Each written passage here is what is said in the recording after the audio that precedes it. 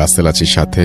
আর শুরু হয়ে গেল ভূত এফএম। আপনাদের সবাইকে স্বাগত জানাচ্ছি ভূত এফএমে আজকে, এবং যারা যেখানে আছেন আশা করছি যে আজকে যে স্টোরিগুলো আছে আমাদের কাছে সেগুলো শুনে আনন্দ পাবেন, ভালো লাগবে এবং এনজয় করবেন অনেক বেশি।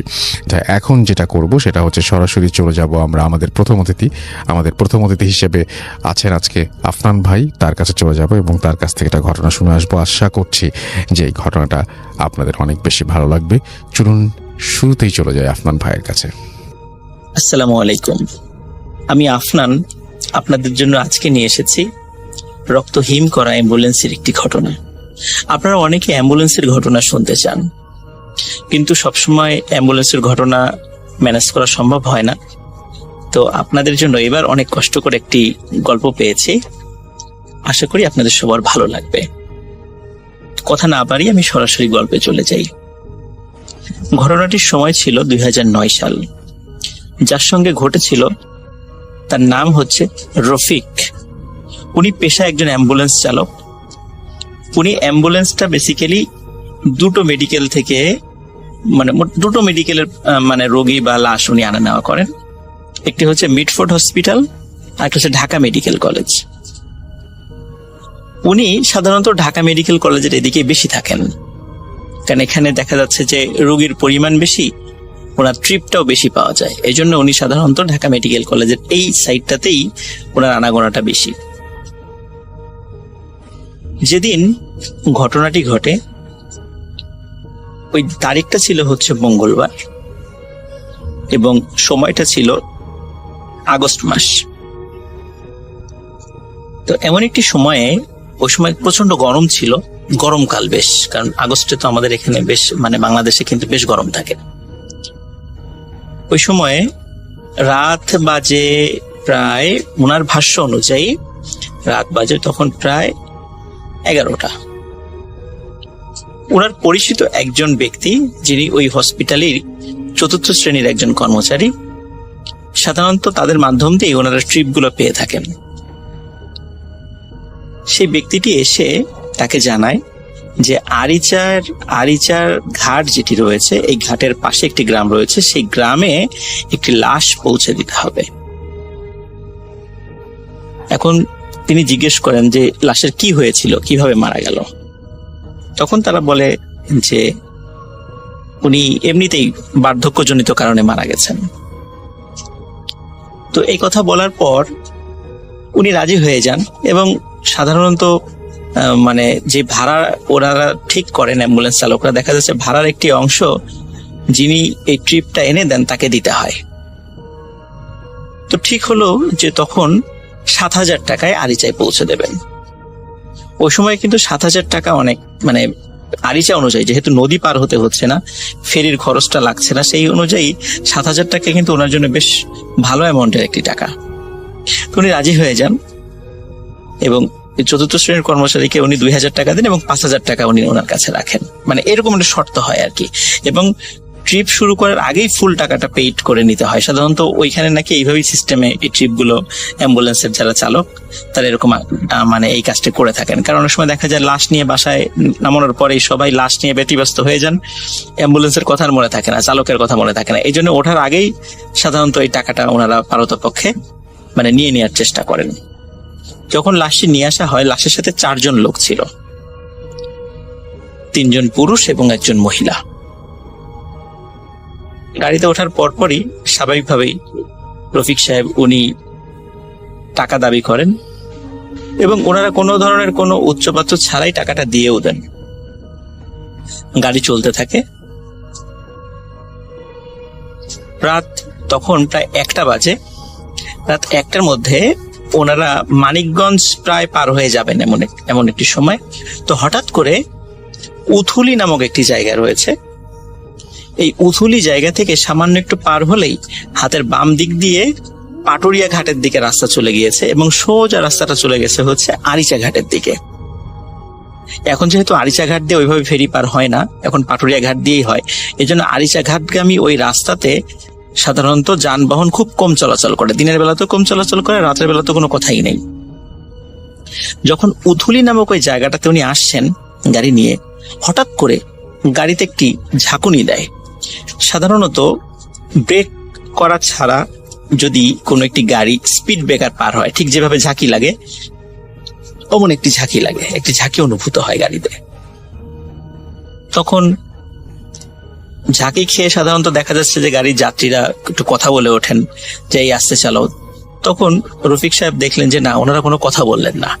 এবং রফিক সাহেব একটা বিষয়টা খেয়াল করলেন যে যখন উনি তো এর আগেও এখানে আসছেন, ঠিক যে জায়গাটাতে গাড়িতে ঝাঁকি লেগেছে এখানে কোনো স্পিড ব্রেকার ছিল না, কোনো উঁচু জায়গা ছিল না, তাহলে হঠাৎ করে ঝাঁকি লাগলো কেন?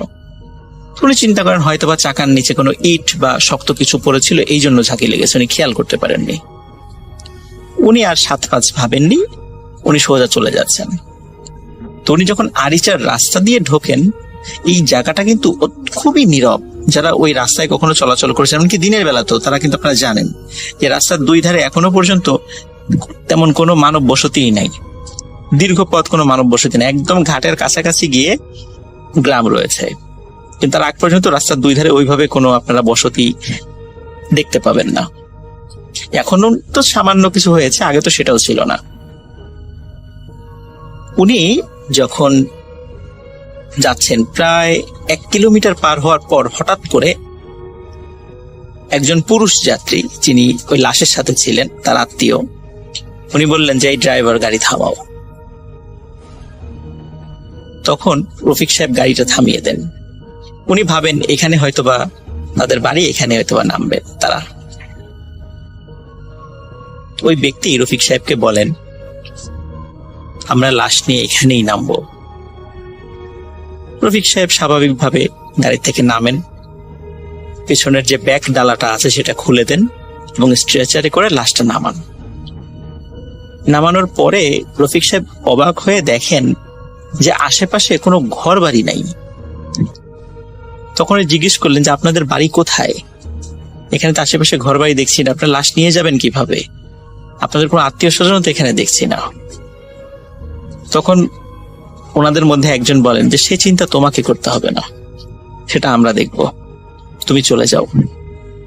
যেহেতু উনি আগের থেকেই টাকা পেয়ে গিয়েছিলেন, সুতরাং তার কোনো উচ্চবাচ্য ছিল না, এই জন্য উনি ওইখানে গাড়ি ঘুরিয়ে আবার ঢাকার উদ্দেশ্যে রওনা করেন।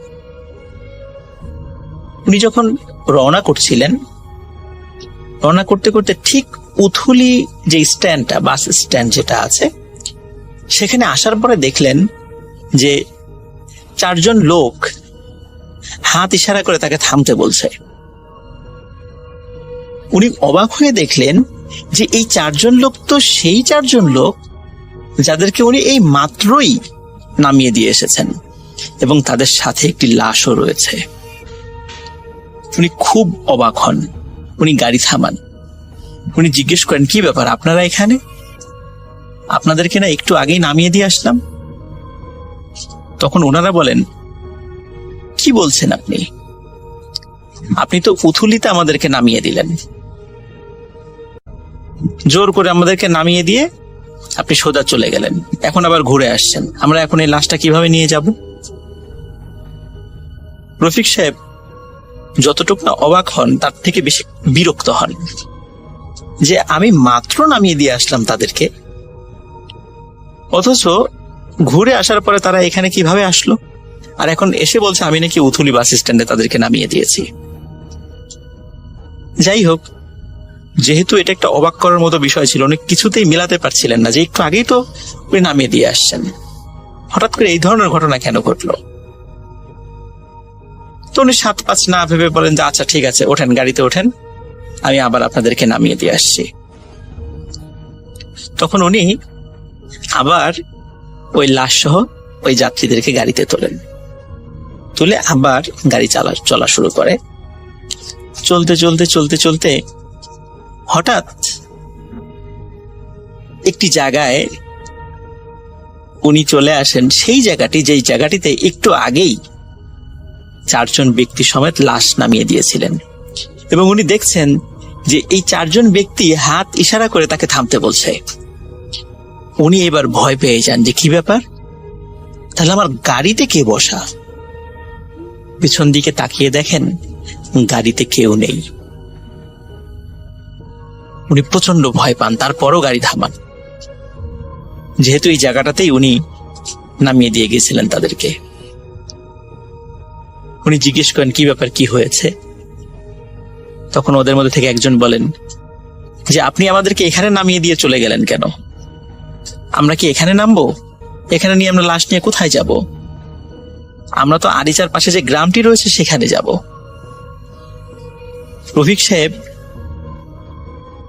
এবারও অবাক হন এবং বিরক্তও হন।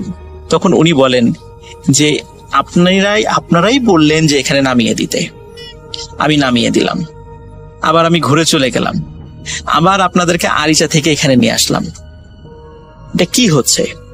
তখন তারা বলে কি ব্যাপার, আপনি আরিচায় আমাদেরকে পাবেন কোথায়? আমরা তো এখানে দাঁড়িয়ে আছি, আপনি তো আমাদেরকে জোর করে এখানে নামিয়ে দিয়ে গেলেন। তখন উনি বলেন আমি আপনাদেরকে জোর করে কিভাবে নামাবো? লাশ সহকে কেউ জোর করে কাউকে নামায়? এভাবে ওনাদের সাথে তর্কাতর্কি হয়। যাই হোক, এক পর্যায়ে রফিক সাহেব বলেন আচ্ছা ঠিক আছে ওঠেন, আপনারা কোথায় যাবেন আমি নামিয়ে দিচ্ছি। কিন্তু ওনার মনের মধ্যে কিছুতেই যে খচখচানি হচ্ছিল সেটা যাচ্ছিল না, যে এখানে আমি প্রথমে নামালাম, আবার চলে যাওয়ার পর উথুলি বাস স্ট্যান্ডে তাদের সাথে দেখা, তারা বলল তারা নাকি উথুলি বাস স্ট্যান্ডে তাদেরকে নাকি আমি নামিয়ে দিয়েছি, আবার তাদেরকে উঠিয়ে আনার পর এখানে আবার তাদেরকে দেখছি, অথচ গাড়ির মধ্যে থেকে তাদের কাউকে দেখছি না। তাহলে তারা কোথায় গেল বা কি হচ্ছে আমার সাথে? উনি মনে মনে খুব ভয় পাচ্ছিলেন, কিন্তু যেহেতু উনি প্রায় 45 বছর বয়স ওনার ছিল রফিক সাহেবের, এবং মোটামুটি 20-22 বছর থেকেই উনি এই অ্যাম্বুলেন্স চালান। অনেক ঘটনাই, ছোটখাটো ঘটনা এই অ্যাম্বুলেন্স চালাতে গিয়ে রাস্তাঘাটে ওনার সাথে ঘটেছে, একদম টুকিটাকি সেই জিনিসগুলো, কিন্তু এই ধরনের অদ্ভুত বিষয় ওনার সাথে কিন্তু কখনো ঘটেনি। উনি গাড়ি চালাচ্ছিলেন, প্রায় 1.5 কিলোমিটার যাওয়ার পর হঠাৎ একজন বলেন যে একটু গাড়িটা থামান। তখন রফিক সাহেব বলেন যে এখানে কি আপনারা নামবেন?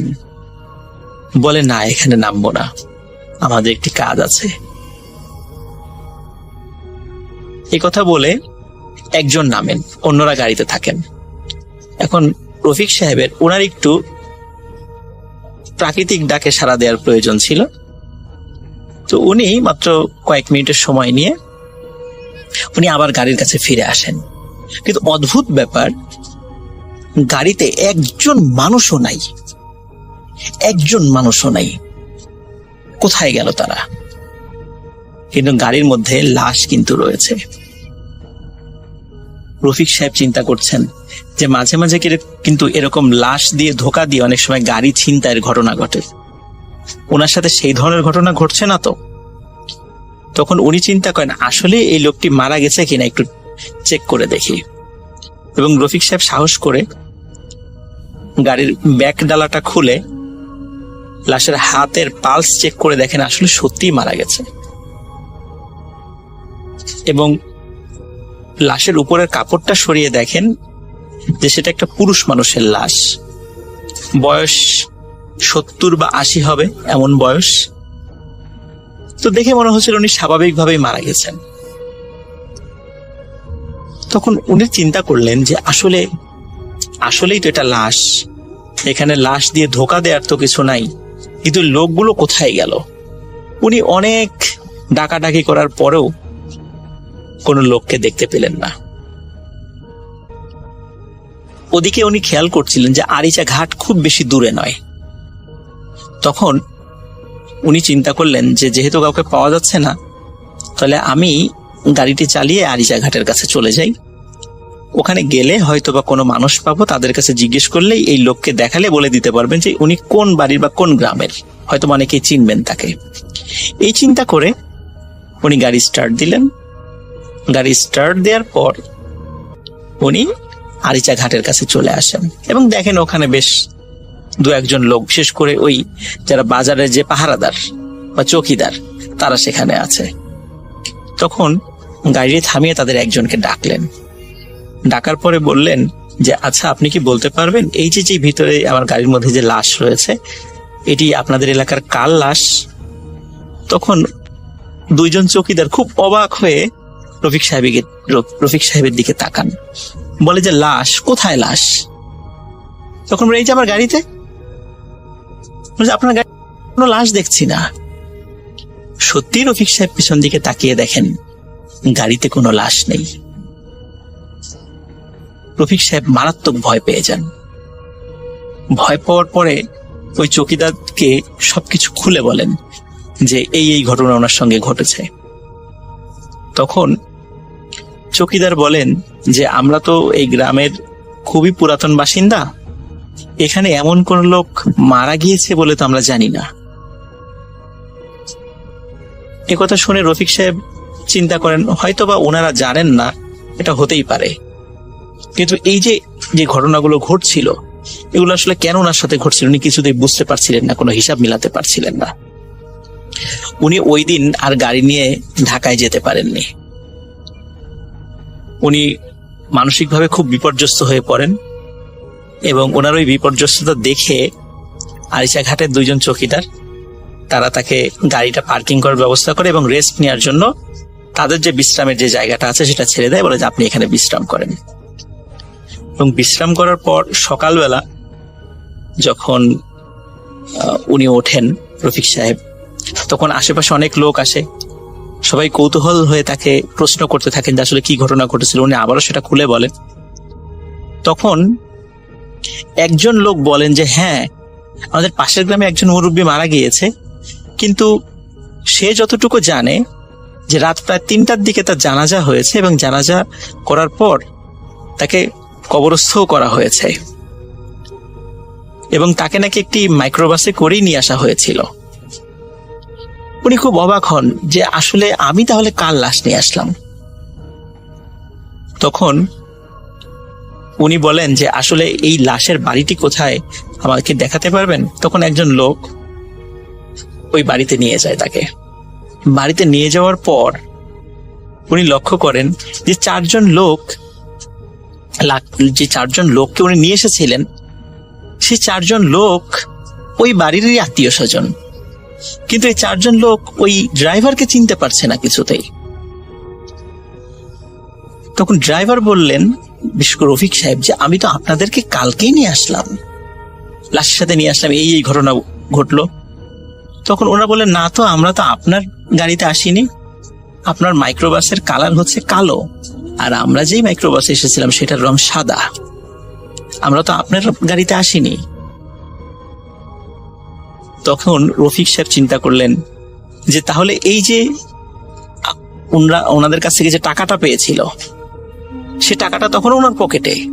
তখন এই যে আপনারাই তো আমাকে টাকা দিয়েছেন। বলে না তো, আমরা তো কোনো টাকা দেইনি আপনাকে। এবার আর রফিক সাহেব উনি ওনার সেন্সটা ধরে রাখতে পারেন না, উনি ওখানে আবার সেন্সলেস হয়ে পড়ে যান। ঘন্টাখানেক পর যখন ওনার জ্ঞান ফেরে তখন রফিক সাহেব ওনার বাড়িতে ফোন করেন। ওনার বাড়ি থেকে লোক আসার পর সেই ব্যক্তি গাড়ি ড্রাইভ করে রফিক সাহেবকে ঢাকাতে নিয়ে যান এবং এই ঘটনার পর দীর্ঘদিন উনি অ্যাম্বুলেন্স চালাননি। পরে মানসিকভাবে সুস্থ হওয়ার পর আবার উনি অ্যাম্বুলেন্স চালান। উনি কিন্তু এখনো অ্যাম্বুলেন্স চালান। উনি এখনো ঢাকা মেডিকেল, মিটফোর্ড বা সোহরাওয়ার্দী এখানকার রোগী বা লাশ উনি আনা নেওয়া করেন। তবে ওনার সাথে মাঝে মাঝে কিছু ছোটখাটো কিছু ঘটনা ঘটেছে, কিন্তু এই ধরনের অদ্ভুত ঘটনা কখনো ঘটেনি। তো এই ঘটনাটি আমাকে যিনি সংগ্রহ করে দিয়েছেন সে আমার স্টুডেন্ট, তার নাম হচ্ছে শরীফুল ইসলাম শরীফ। ঢাকা বিশ্ববিদ্যালয় থেকে অনার্স মাস্টার্স কমপ্লিট করার পর এখন সরকারি চাকরির জন্য চেষ্টা করছেন। আসেল ভাইকে ধন্যবাদ, লিসেনারদেরকে ধন্যবাদ। আশা করি গল্পটি আপনাদের ভালো লেগেছে। সুস্থ থাকবেন। আসসালামু আলাইকুম।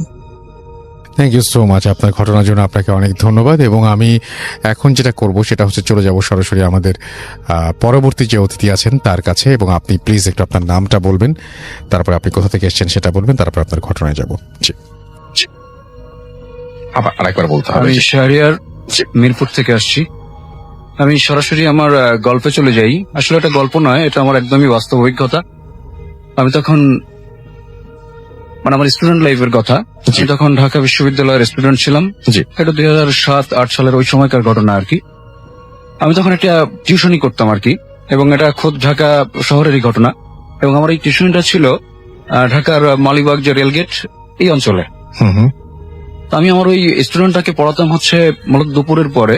আমি ইউনিভার্সিটির বাসে করে ওখানে আসতাম এবং এসে ওকে ওই দুপুরের পরে ওকে পড়িয়ে আবার ফেরত যেতাম। তো হয়েছে কি, একদিন এরকম পড়াচ্ছি, হঠাৎ করে মানে আমার ওই স্টুডেন্টের নাম ছিল ফারসেদ। তো আমি ওখানে পড়াচ্ছি এবং ওদের যে পড়াতাম, ওদের বাসাটা ছিল ডুপ্লেক্স টাইপের। আমাকে নিচে রুমে বসে পড়াতাম এবং সামনে দিয়ে ভিতর দিয়ে একটা সিঁড়ি ছিল উপরে দোতলার দিকে। তো আমার সামনে দিয়ে যে যদি কেউ উপরের দিকে যেতে চাইতো তাকে অবশ্যই আমার সামনে দিয়ে যেতে হবে। তো একদিন আমি গিয়েছি, গিয়ে বেশ কিছুক্ষণ বসে আছি, ফারসিদ খবর নেই, আমার স্টুডেন্টের খবর নেই। দেখলাম প্রায় 10 মিনিট পরে ফারসিদ আমার সামনে দিয়ে হেঁটে উপরের দিকে চলে যাচ্ছে। আমি বেশ বিরক্ত ছিলাম, অনেকক্ষণ ধরে বসে আছি। বলি, ফারসিদ আমি এতক্ষণ ধরে বসে আছি, তুমি কোথায় ছিলে? তো প্রত্যেকদিনই ফারসিদ চোখে আমাকে সালাম দিয়ে যায়, স্যার আসসালামু আলাইকুম বলে যায়। বাট এই দিন সে আমাকে আর সালাম দিল না, জাস্ট খুব একেবারে খুব আস্তে আস্তে আমার দিকে মানে তাকালো। আমি চোখের দিকে তাকালাম, দেখলাম চোখটা কেমন যেন একটু ফ্যাকাশে। আমি ওই সময় আর খুব বেশি গুরুত্ব দিই নাই। ফারসিদ উপরে চলে গেল। প্রায় 5-10 মিনিট হয়ে গেল, ফারসিদের কোনো খবর নেই। এরপর দেখি ফারসিদ আবার নিচ থেকে গান গাইতে গাইতে আসছে। তখন আমার হঠাৎ করে খুব মানে একটু মানে আমি রেগে গিয়েছি। বলে, ফারসিদ তুমি একটু আগে উপরে গেলা, আবার কোন দিক দিয়ে নিচে গেলা? তো ফারসিদ তো অবাক, কই স্যার আমি তো এইমাত্র বাইরে খেলা করছিলাম, আমার আম্মা তো আমাকে ডেকে আনলো। কি বলো, তুমি না উপরের দিকে গেলাম, আমি তোমাকে দেখলাম। তো আমার এই কথা ওর মা নিচ থেকে হয়তো শুনতে পেয়েছে। তো উনি আবার এসে আমাকে বলতো, স্যার আর কি হয়েছে? তো আমি আসলে বললাম যে আন্টি আমি তো এই মাত্র দেখলাম যে ফারসিদ এরকম উপরের দিকে গেল, আবার এখন দেখতেছি আবার নিচ থেকে সে ফারসিদ দিয়ে আসলো। তো উনি আসলে তখন বললো, আসলে স্যার আর কি বলবো, তুমি ভয়টাও পাও কিনা, এই জন্য আসলে তোমাকে বলি নাই, তুমি আবার পড়াতে আসাই বন্ধ করে দাও কিনা। কি হয়েছে মানে একটু আমাকে বলেন। আন্টি আমাকে বললো, আসলে সমস্যাটা কি, আমাদের এই বিল্ডিংটা আমরা আসলে ভেঙে ফেলবো, ভেঙে এখানেই আমরা একটু আবার নতুন করে বিল্ডিং করবো। তো যেটা হয়েছে আর কি, যে আমাদের পাশে তুমি তো একটা কাঁঠাল গাছ দেখেছিল, কাঁঠাল গাছটা তো কেটে ফেলা হয়েছে। তো কাঁঠাল গাছটা তো কেটে ফেলা হয়েছে, তো কাঁঠাল গাছ যখন কেটে ফেলা হবে, তার আগের দিন ফারসিদকে কেউ একজন স্বপ্নে বলেছে গাছটা যেন না কাটা হয়। তারপরও মানে গাছটা ওরা কেটেই ফেলেছে। কথাটা গুরুত্ব ফারসিদ বলেছিল ওর মা বাবাকে, বাট গুরুত্ব দেয়নি। তো সে কারণে যখন গাছটা যখন কেটে ফেলেছে, কাটার পর থেকেই নাকি ফারসিদের বিভিন্ন সমস্যা হচ্ছে। ও একা থাকলেই নাকি আশেপাশে কিছু আলো ওকে ঘিরে ধরে, এরকম মানে কিছু প্রবলেম আর কি হয়, মানে কিছু আলো টালো ওকে ঘিরে ধরে। তো এরপর থেকে ওকে প্রবলেম হচ্ছে। তো তুমি ভয় টয় পেও না, আসলে কোনো চিন্তা নেই, তুমি পড়াতে এসো। আসলে ভাবছিলাম যে প্রবলেম মনে হয় এখানে শেষ, আসলে প্রবলেমটা এখানে শেষ নয়। মানে মানে আমার জন্য আরো বেশ একটা রোমাঞ্চকর অভিজ্ঞতাই বলবো আমি। সেটা হচ্ছে কিছুদিন পরে হঠাৎ করে ফারসিদের মা আমাকে আবার ফোন দিল, আন্টি ফোন দিল, ফোন দিয়ে বলে তুমি তো দুপুরবেলা আসো, আমরা মানে আমি এবং তোমার আঙ্কেল দুজনে একটু ডাক্তারের কাছে যাওয়া দরকার, আর ফারসিদকে নিয়েও যেহেতু প্রবলেম হচ্ছে, তো ওকে একা রেখেও যেতে পারছি না। তুমি এক কাজ করো, তুমি আজকে দুপুরবেলা না, তুমি আজকে সন্ধ্যার পরে আসো, এবং তুমি আসলে আমরা ডাক্তারের কাছে যাব, এবং আমরা ফেরত না আসা পর্যন্ত তুমি থেকে যাবা এবং রাতের ডিনারটা আমাদের সঙ্গে করে যেও। ওকে। তো আমি ওই দিন সন্ধ্যার পরে গেলাম এবং আমার খুব ভালো মনে আছে, এটা জানুয়ারি মাস এবং বেশ ঠান্ডা।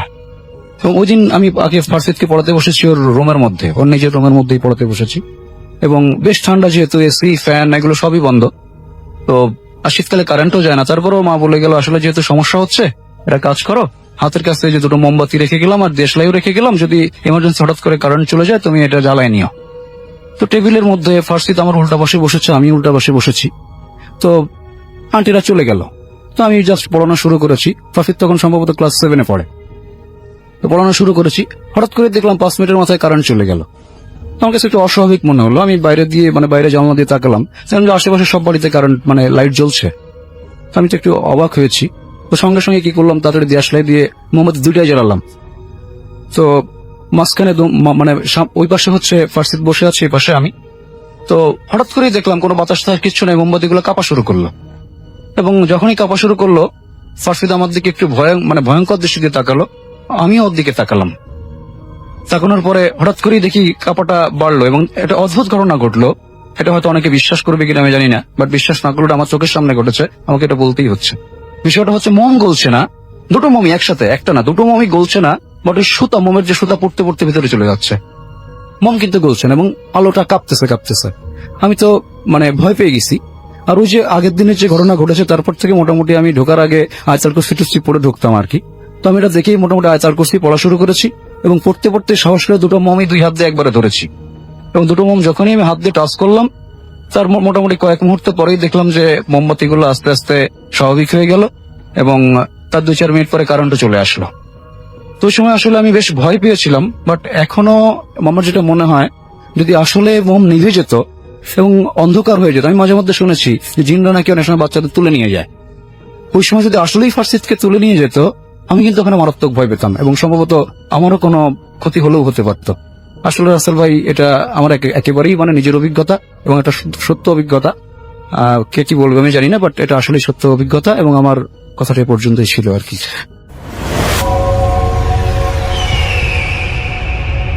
আমি রাস্তেল আছি সাথে, এবং এই মুহূর্তে আমাদের সঙ্গে আছেন হাফেজ মাইনুদ্দিন ভাই। আমরা কথা না বাড়িয়ে সরাসরি চলে যাব তার কাছে। জি ওয়ালাইকুম ভাইয়া। ওয়ালাইকুম সালাম। আমি আজকে যে ঘটনাটা শেয়ার করব সেটা উনি হচ্ছেন লাশবাহী গাড়ির একজন ড্রাইভার। জি। তো উনি এই গত সপ্তাহ খানিকের ঘটনাটা, উনি ঢাকা এয়ারপোর্ট করিমেটলের একটি হাসপাতাল থেকে একটি লাশ নিয়ে যাচ্ছিল ঢাকা কেরানীগঞ্জের মধ্যে। তো পথের মধ্যে সন্ধ্যা হয়ে যায় এবং মাগরিবের আজান চলতে থাকে। তো উনি আমাকে এই ঘটনাটা বলছে যে আমার সাথে ঘটে যাওয়া এইটাই প্রথম। যখন উনি গাড়ি নিয়ে লাশ বাড়ি নিয়ে চলছিল, তো ওনার সাথে কোনো প্যাসেঞ্জার ছিল না, শুধু লাশটাই ছিল। তাকে অ্যাড্রেসটা লিখে দেওয়া হলো যে লাশটা কোথায় আর কি নিয়ে যাওয়া হবে। তো উনি যখন পথ দিয়ে যাচ্ছে, মাগরিব আজান চলতেছিল, ওই সময়তে নাকি তার পেছন থেকে কে যেন বলল, ড্রাইভার গাড়ি থামান। তখন উনি খুব ভয় হলো, উনি পিছনে তাকালো, দেখলো যে না, কেউ তো নেই। উনি ভাবলো যে গাড়ি যে থামাবো, কে বললো এই কথাটা। কিন্তু আচমকা উনি হঠাৎ থমকে যান যে গাড়ি নিচ থেকেই, উনি নিজে বন্ধ করেনি, নিচ থেকে গাড়ি আপনি বন্ধ হয়ে গেল। তো উনি অবশেষে চাবিটাও বন্ধ করে বসে রইলেন। তো উনি আমাকে বলতেছেন যে যখন গাড়িটা বন্ধ হয়ে গেছে বা আমিও বন্ধ করে রাখলাম, তো পেছন থেকে কে যেন নামাজ পড়তেছিল। যেভাবে নামাজ পড়া হয় ঠিক আমি এরকম শব্দ শুনতে পাইতেছি যে সূরা ফাতিহা পড়তেছে, তাকবীরুল্লাহ দিতেছে, পুরো নামাজের মতো আমি পিছন থেকে শব্দ পাই। ঠিক 10টা মিনিট পরে গাড়ি আবার নিজেই এরকম চালু করা হয়, উনি চালু করেন এবং সেই লাশটা উনি দিয়ে দেন। তো উনার মাথার ভিতর শুধু ওই কল্পনাটাই যে আমাকে পেছন থেকে কে বললো যে গাড়িটা থামান, এবং আমি যে নামাজ পড়া এই শব্দটা শুনলাম কি ছিল। তো ওটার ভিতরে তার মনের ভিতরে শুধু জাগরণ। তো উনি লাশ গাড়িটা দিয়েছে, উনি গ্যারেজে রেখে তারপরে বাসায় খুব দ্রুত চলে গেল এবং তার শরীরটা খুব অসুস্থ হয়েছিল। উনি বললো যে আমার ঘাড় ব্যথা চলতেছিল, গরম লাগতেছিল, শীত শীত লাগতেছিল এবং অস্থির লাগতেছিল। আমার ভালো না লাগাতে আমি বাসায় গিয়ে ঘুমিয়ে পড়বো। তো উনি বললো যে আমি খাওয়া দাওয়া করে আমি তো ফ্লোরে ঘুমাই। তো যখন আমি ফ্লোরে ঘুমালাম, রাত 1:30টার দিকে আমার ঘুম ভেঙে যায়। তো উঠে দেখি যে চারদিকে অন্ধকার, বাতি ঘরে নিবানো। তো ভেতরে ভেতরে ওই কথাটাই আমার শুধু কল্পনা আসে যে আমাকে গাড়ি পেছন থেকে কে বললো যে গাড়ি বন্ধ করো। উনি বললো যে আমি যখন হঠাৎ এই কথা চিন্তা করে আমার খাটের ভেতরের দিকে আমার দৃষ্টি গেল, যে খাটের ভেতরের দিকে একটু কফিন, আমি যে লাশ গাড়িতে করে নিয়ে গেলাম সেই বাক্সটাই। তো ওটাও দেখে আমি আতঙ্ক করলাম যে আমার খাটের নিচে কফিন কেন। উনি বললো যে আমি দ্রুত উঠে বাতিটা জ্বালালাম, পরবর্তীতে দেখি না। তখন আবার আমার মনের ভিতর সন্দেহ লাগলো তাহলে আমার মনে ভুল চলতেছে। তো বললাম আমি কি স্মোক করি, সিগারেট খাই। তখন সেই মতো আমি এই নার্ভাস থেকে বাঁচার জন্য, দুর্বলতা থেকে বাঁচার জন্য আমি একটি সিগারেট ধরাবো বলে আমি মাত্র সিগারেট মুখে নিয়ে ধরাবো, ওই মুহূর্তে আমাকে বলতেছে তুই আর সময় পাইলি না। ওনাকে বলতেছে মাথায় ধাক্কা দিয়ে, বলে আমাকে মাথায় ধাক্কা দিয়ে বলতেছে তুই আর সময় পাইলি না, এখন এটা ইয়া করিস কেন, আর সন্ধ্যার সময় গাড়ি বন্ধ করে দিবি, গাড়ি চালাবি না, মাগরিব আজানের সময়, পবিত্রতা তার সাথে থাকবে। তো ওর এই কথাগুলো শোনার পরে উনি ওইখানে অজ্ঞান হয়ে যায়। উনি বললো যে আমি অজ্ঞান হয়ে যাই এবং আমার শরীরের অবস্থা অনেক খুব খারাপ হয়ে যায়। তো ভয় ভীতি, মানে প্রচন্ড ভয় ভীতি, জ্বর টর আসে। পরবর্তীতে যাই হোক, উনি বললো আমাকে এই 2-3টা দিন আমাকে এইভাবেই শুধু শব্দগুলো কানে আসলো যে সন্ধ্যার সময় গাড়ি বন্ধ করে দিতে হবে এবং উনি পবিত্রতার সাথে থাকতে হবে, যে লাশ তুই যে গাড়ি নিয়ে যাস তো তোকে পবিত্রতার সাথে থাকতে হবে। পরবর্তীতে আমরা ওইটার সংবাদ আর কি নিলাম। তো বললাম যে ভাইজান এরকম জিন তো নেতা, অবশ্যই যাকে আপনি নিয়ে গেছেন উনি খুব ভালো একজন মানুষ ছিল, সৎ মানুষ ছিল, বিধায় আপনাকে এরকম ভাবে যে একটা লাশবাহী গাড়ি চালান, আপনি সবসময় পবিত্রতা অবলম্বন করবেন এবং অবশ্যই ভালোভাবে আপনি চলবেন। তো আলহামদুলিল্লাহ এখন মোটামুটি ভালো দিকে আছে, অর্থাৎ ওনার সেন্সে শুধু এটাই আসতো কাজে। ওকে, এটাই ভাইয়া ছিল ঘটনা। Thank you so much. আপনার ঘটনার জন্য আপনাকে অনেক ধন্যবাদ। এবং আমি এখন যেটা করব সেটা হচ্ছে চলে যাব সরাসরি আমাদের পরবর্তী যে অতিথি আছেন তার কাছে, এবং আপনি প্লিজ একটু আপনার নামটা বলবেন, তারপর আপনি কোথা থেকে এসেছেন সেটা বলবেন, তারপর আপনার ঘটনায় যাব। জি। রাসেল ভাই, আসসালামু আলাইকুম। আমি রিপন, আমি এসেছি আদিতমণি থেকে। আর আজকে যে ঘটনাটা বলবো সেটা কোনো শোনা ঘটনা নয়, এটা আমার খুব কাছের এক বড় ভাই, নাম হচ্ছে সজল। তো সজল দাসের সাথে একটা ঘটনা, তার একটা বাস্তব ঘটনা প্রায় অনেক অনেক লম্বা। তো আমি চেষ্টা করব তার মতো করে আপনাদেরকে ঘটনাটা সুন্দরভাবে উপস্থাপন করার। তো ঘটনাটা অ্যাম্বুলেন্সের ঘটনা। তো রাসেল ভাই, ঘটনাটা 2014 সালের জুলাই মাসে লালমিহাট থেকে রংপুরে যাওয়ার যে মেইন রোডটা, সেই বড় বাড়ি আর মহেন্দ্রনগরের মাঝামাঝি জায়গাটা একটা অদ্ভুত বাঁকা বাঁক আছে। তো স্থানীয়রা এটাকে বলে হচ্ছে অন্ধকার বাঁক। তো এই বাঁকা রাস্তার বাঁকটাকে মানুষেরা নাম দিয়েছে অন্ধকার বাঁক। সজল ভাই তখন নীল রঙের একটা পুরনো হাইএন্স অ্যাম্বুলেন্স চালাতেন। হাইসের মতো দেখতে যে অ্যাম্বুলেন্সগুলো, সেগুলো তিনি চালাতেন। তো যেদিন ঘটনা ঘটে সেদিন ছিল রাত 1:30। আকাশ ভেঙে বৃষ্টি পড়ছে। সজল ভাই রংপুর মেডিকেল থেকে একটা লাশ নিয়ে ফিরতেছিলেন। তো সেই লাশটা ছিল আদিতমণির এক স্কুল মাস্টারের, সাথে ছিল মাস্টারের বড় ছেলে, তার নাম হচ্ছে সুজন। তো সুজন ভাই সামনে আর সজল ভাইয়ের পাশে বসা ছিলেন। তো পিছনে স্ট্রেচারে সাদা কাপড়ে মোড়ানো সেই নিথর দেহ বা লাশটা ছিল। তো রাসেল ভাই গাড়ি যখন রাজবাড়ির বাজার পার হলো, বড় বাড়ি বাজার যখন পার হলো, তখন হুট করে অ্যাম্বুলেন্সের ভিতরে সব আলো নিভে গেল। সজল ভাই সুইচ টেপাটিপি করলেন, কিন্তু কোনো কাজ হলো না। হেডলাইটটার আলো যেন কেমন ক্রমশ ঝাপসা হয়ে আসছিল।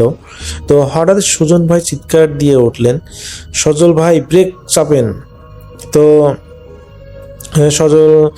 সজল ভাই হার্ড ব্রেক কষলেন তার গাড়ির, এবং হেডলাইটের ম্লান আলোয় দেখা গেল রাস্তার মাঝখানে একটা মানুষ দাঁড়িয়ে আছে। আর এটা দেখেই আসলে তার পাশে থাকা যে মাস্টার ছেলে সুজন ছিল, উনি আর কি সজল ভাইকে কষা ব্রেক চাপতে বললেন বা গাড়ি থামাতে বললেন। তো সাথে সাথে তিনি গাড়িটা থামান এবং কষা ব্রেক ছেড়ে থামান। যখন সজল ভাই দেখেন যে সত্যি সত্যি একটা রাস্তার মাঝে একটা মানুষ দাঁড়িয়ে আছে, তার সারা শরীর কাদায় মাখা, পরনে একটা ছেঁড়া সাদা লুঙ্গি। সজল ভাই খুবই বিরক্ত হয়ে জানালা নামিয়ে বলেন, ওই মিয়া, মরতে চান নাকি? রাস্তার মাঝে খাড়ায় আছেন কেন? আর আমার গাড়ির সামনে কি মরার জন্য এত ইচ্ছা? তো এটা বললেন আর কি সজল ভাই। লোকটা কোনো কথা বলল না। সে ধীরে ধীরে অ্যাম্বুলেন্সের সামনে দিয়ে হেঁটে ড্রাইভারের জানালার কাছে এলো। তার মুখটা ছিল কুচকানো, মনে হচ্ছিল চামড়াগুলোকে পুড়িয়ে দিয়েছে। সে কাঁপা কাঁপায় গলায় বলল, বাবা, আমাকে একটু সামনে নামিয়ে দিবা? সে লোকটা এভাবে বলল যে, বাবা, আমাকে একটু সামনে নামিয়ে দিবা, আমার খুব শীত করতেছে। তো সুজন ভাই, উনি একটু খুব সাধারণ মানুষ ছিলেন, খুবই দয়া তার মাঝে খুবই ছিল। তো সুজন ভাই সজল ভাই বৃষ্টিতে ভিজতেছে লোকটা তুলে নেন।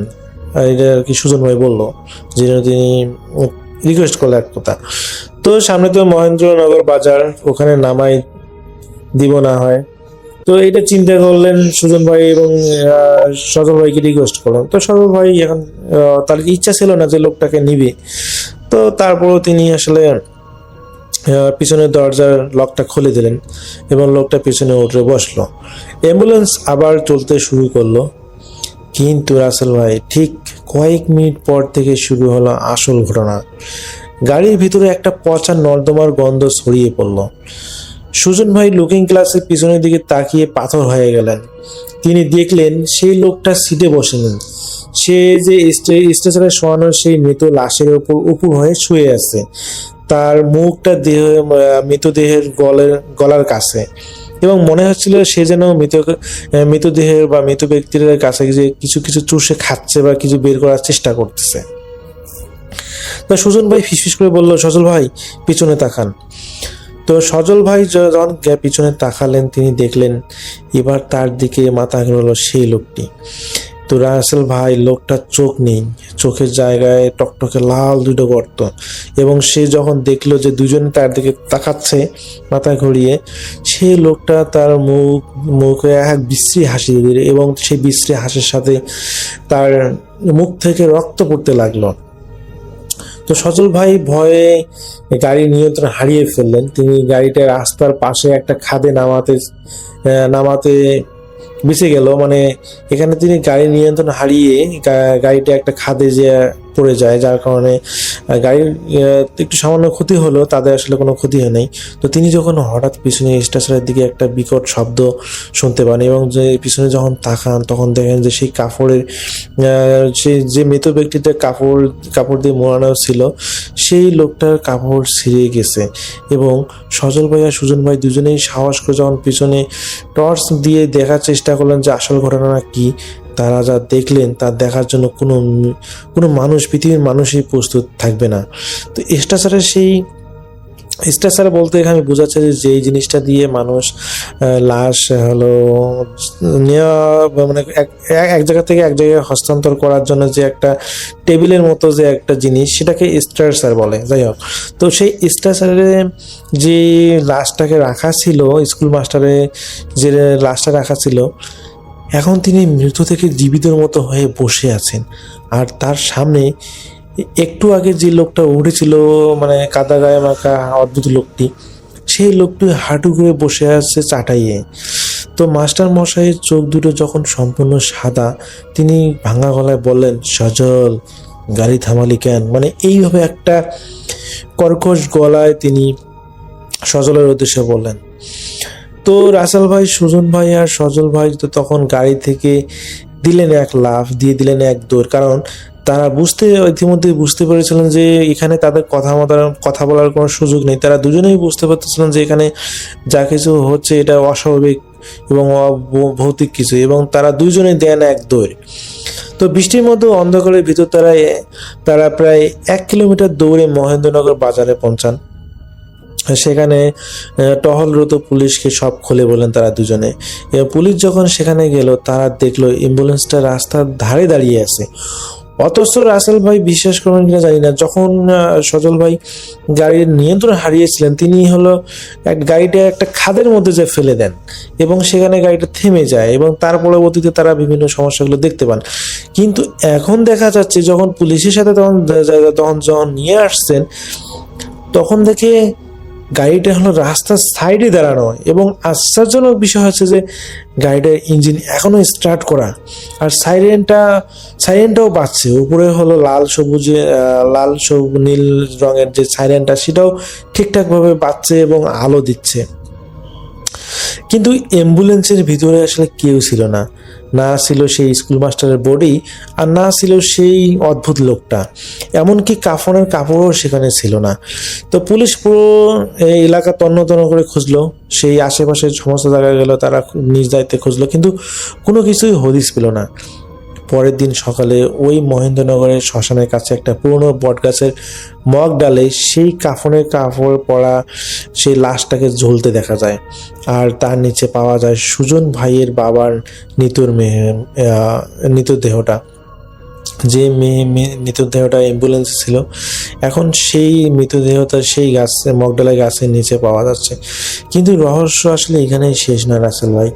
লাশের ময়না তদন্ত দেখা যায় লোকটার হৃদযন্ত্র, মানে শ্বাস নিঃশ্বাস বন্ধ হয়ে মারা গেলেও তার শরীরের প্রতিটা হাড় নাকি ভিতরে ভিতরে চূর্ণ বিচূর্ণ হয়ে গেছিল, যেন কোনো অমানুষিক শক্তি তাকে নিংড়ে ফেলেছে। আজও যদি কেউ গভীর রাতে লালমনিরহাটের সেই অন্ধকার বাঁকে আটকা পড়ে, তবে নাকি শুনতে পায় একটা ভাঙা সাইরেনের শব্দ, যেন কোনো অ্যাম্বুলেন্সের ভাঙার সাইরেনের শব্দ। আর কুয়াশার ভিতর থেকে কেউ একজন হাত নেড়ে বলে, বাবা, আমাকে একটু সামনে নামিয়ে দিবা। তো রাসেল ভাই, সুজন ভাই এবং সজল ভাইয়ের ছিল এই একটা অ্যাম্বুলেন্সের একটা ভৌতিক অভিজ্ঞতা। আমি জানি না ঘটনাটা আপনাদের কাছে কেমন লেগেছে, আর ঘটনা আমি চেষ্টা করেছি সুজন ভাই আমাকে যেভাবে ঘটনাটা বলেছেন, আমি চেষ্টা করেছি আপনাদের মাঝে সেভাবে ঘটনাটা উপস্থাপন করার। তো রাসেল ভাই, এই ছিল আমার ঘটনা।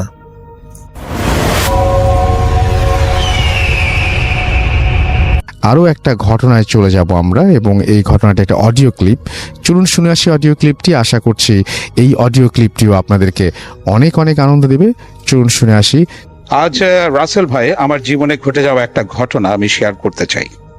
আমার স্কুল জীবন ও কলেজের কিছুটা সময় কেটেছে চট্টগ্রামে। প্রথম ঢাকায় এসেছি চট্টগ্রাম থেকে।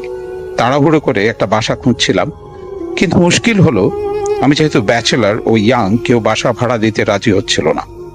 আমার এক বন্ধুর সহায়তায় অনেক চেষ্টার পরে একটা বাসা পেলাম। এটা ছিল ঢাকার গুলবাগ এলাকার রেল লাইনের পেছনে একটা পুকুরের পাশে। বর্তমান ঢাকার যে রূপ আর বেশ কবছর আগের যে ঢাকা তা সম্পূর্ণ ভিন্ন। ওই বাড়িটার কনস্ট্রাকশন চলছিল, নিচতলায় মাত্র 2টো রুম হয়ে গেছে আর পেছনে কিচেন। আমার বন্ধু বলল, তুমি আপাতত এখানে থাকতে পারো, চিন্তার কোনো কারণ নেই, বাড়িওয়ালার ছেলে আমার পরিচিত। আমি বললাম, না, কোনো অসুবিধা নেই, পরে দেখে শুনে অন্য কোথাও বাসা একটা খুঁজে নিতে পারবো। বছরের মাঝামাঝি সময় আমি ঢাকা এসেছি এবং কলেজে ভর্তি হয়েছি, চট্টগ্রামে কলেজ থেকে ট্রান্সফার সার্টিফিকেট নিয়ে। যাই হোক, বাসায় এসে মালপত্র যাই ছিল তা সেট আপ করে রাতটা ভালোভাবেই ঘুমালাম।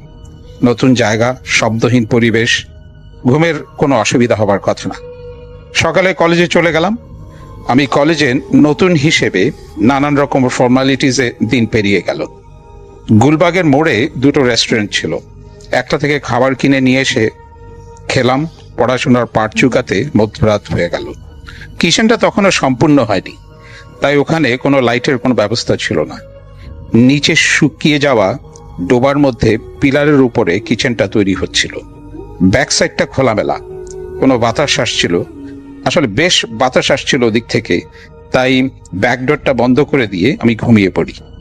মধ্যরাতের যে ট্রেনটা ওখান দিয়ে যায়, শব্দ করে সেটা চলে গেল। হঠাৎ করে মনে হলো কে যেন আমার কিচেন সাইডের দরজাটা খোলার চেষ্টা করছে।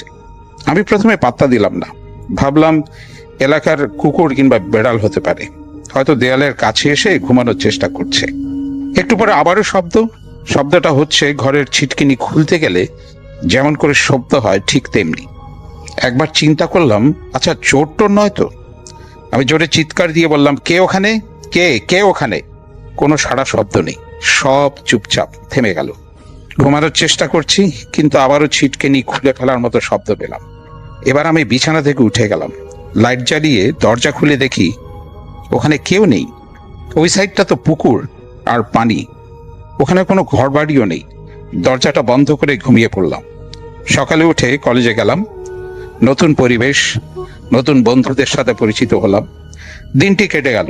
আমার মাইন্ডে রাতের ঘটনার লেশ মাত্র নেই, সম্পূর্ণ ভুলে গেলাম। ওদিন রাতে খাওয়া দাওয়া করে পড়াশোনা করে ঘুমিয়ে পড়েছি। অল্পক্ষণ হয়তো ঘুমিয়েছি, হঠাৎ টের পেলাম কে যেন আমার পাশে এসে বসলো। আমি চোখ খুললাম, দেখতে পেলাম একটি নারী অন্ধকারে সাইড হয়ে আমার বিছানায় বসে আছে। বেশ হালকা পাতলা, লম্বা চুল। আমি তাড়াহুড়ো করে বিছানার মধ্যে উঠে বসলাম। আশ্চর্যের ব্যাপার, আমার উঠে যাওয়া দেখে ওই মেয়েটা ওখান থেকে সরছিল না। আমি বুঝতে পারছিলাম না কি করব। এখানে মেয়েটি এলো কি করে? দরজা জানলা সব তো বন্ধ, সে কি করে এলো? আমার গলা থেকে অদ্ভুত আওয়াজ বেরিয়ে এলো, তুমি কে? তারপর দেখি সে বিছানা থেকে উঠে দরজা দিয়ে বেরিয়ে চলে গেল। পড়ি মোড়ে করে আমি গিয়ে রুমের লাইটটা জ্বালিয়ে দিলাম। তাকিয়ে দেখি দরজা জানলা সব তো বন্ধ, রুমে কেউ নেই। বিছানায় বসে ভেবে কুল কিনারা করতে পারছিলাম না, এটা কি করে সম্ভব? আমার জীবনে যা কখনো ঘটেনি, আচ্ছা তাই ঘটলো। এটা যদি কোনো হিউম্যান হতো তাহলে তার পক্ষে এভাবে ইনভিজিবল হয়ে যাওয়া অসম্ভব। তাহলে ওটা কি ছিল? সারাটা রাত লাইট জ্বালিয়ে রাখলাম, চেষ্টা করলাম ঘুমাতে। সকালে আর কলেজে গেলাম না। আমার এক নানা থাকতেন মতিঝিল কলোনিতে। উনি নাম্বার NBR এর ওখানে একটা বিশেষ একটা সেলে উনি কাজ করতেন। নানা অনেক পরহেজগার মানুষ ছিলেন। ভাবলাম ওখানে গিয়ে নানাকে সবকিছু বলবো। ওনার বাসায় গিয়ে শুনি উনি অফিসে চলে গেছেন। ইয়ারলি ট্যাক্সেশনের মাস, তাই একটু আগে ভাগেই উনি অফিস চলে গেছেন। কিন্তু ওখানে পেলাম নানারই এক দুঃসম্পর্কের কাজিন।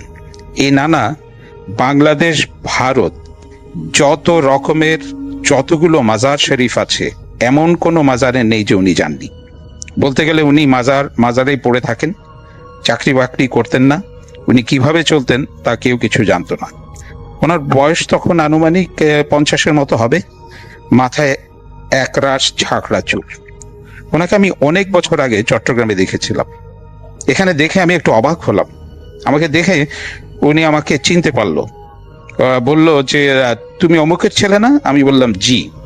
তো নানা তখন আমার দিকে কতক্ষণ তাকিয়ে থাকলেন, আমাকে বললেন, ও আচ্ছা আচ্ছা, তো তোমার সমস্যা কি?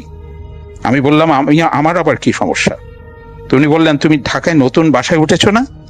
আমি যে ঢাকায় নতুন বাসায় উঠেছি এটা এখনো আমার আত্মীয় স্বজন কেউ জানে না। আমি বললাম, আপনি কি করে জানেন? আমি তোমার ওখানে একটু যেতে চাচ্ছি। তোমার মা আমার অনেক আদরের ছিল, চলো আমি তোমার সাথে তোমার ওখানে যাব। ওনার আগ্রহ দেখে আমি রাজি হয়ে গেলাম। আমরা দুজন একটা রিক্সা নিলাম। যেতে যেতে উনি বললেন, যেখানে তুমি থাকো এটা তোমাকে কে ঠিক করে দিয়েছে? আমি বললাম, আমার এক বন্ধু এটা ঠিক করে দিয়েছে।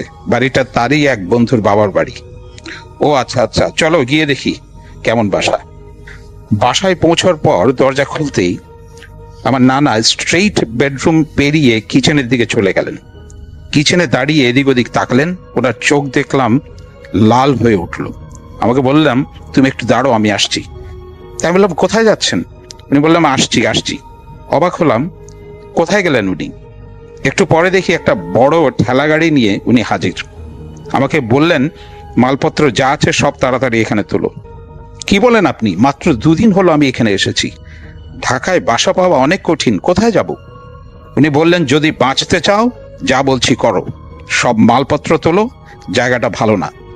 যে তোমার পেছনে পড়েছে সে ডোবার মধ্যেই থাকে, অনেক ভয়ঙ্কর, একে সামাল দেওয়া সহজ না। আমি অবাক হলাম, কি বলছেন এসব? কে আমার পেছনে পড়েছে? ডোবাতে আবার মানুষ থাকে নাকি? উনি বললেন, যা বলছি করো, সময় নেই। আমি ওনার কথা মতো সব মালপত্র ঠেলা গাড়িতে তুললাম। ঠেলার উপরে আমরা দুজনে মতিঝিলে বসে চলে আসলাম। নানি ও মুহূর্তে রান্নায় ব্যস্ত ছিলেন। ওনাকে নানা বললেন, ওকে কদিন এখানে থাকতে দাও, আমি একটু বেরোচ্ছি, ওকে ঝাড়ফুঁক করতে হবে। নানি বললেন, কেন, কি হয়েছে? উনি বললেন যে আচ্ছা ঠিক আছে, আমি তোমাকে সব এসে পরে জানাচ্ছি। নানা কিছুক্ষণ পরে বাইরে থেকে আসলেন। ওনার হাতে অনেকগুলো নিম গাছের পাতা সহ ডাল দেখতে পেলাম। আমি এসব জীবনে কখনো শুনিনি, কখনো দেখিনি, কখনো বিশ্বাসও করিনি। উনি বাথরুমে গিয়ে 1 বালতি পানি নিয়ে আসলেন, আমাকে বারান্দায় নিয়ে গেলেন। আমাকে দাঁড় করিয়ে ওই নিম গাছের ডাল দিয়ে জোরে জোরে ঝাড়াঝাড়ি শুরু করে দিলেন।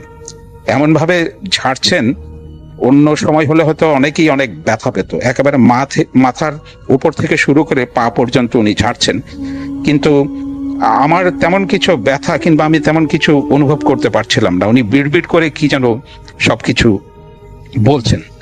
তখন হঠাৎ করে আমার মনে হলো কেমন একটা আরামের পরশ সারা শরীর জুড়ে, আর মনে হচ্ছিল কি একটা বাতাসের খেলা আমার শরীরের চারপাশে।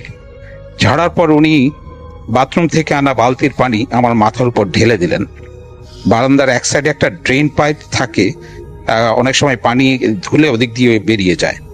পানি ঢালার পরে অবাক হয়ে তাকিয়ে দেখি গড়িয়ে যাওয়া পানিগুলো একেবারে লাল, টকটকে লাল।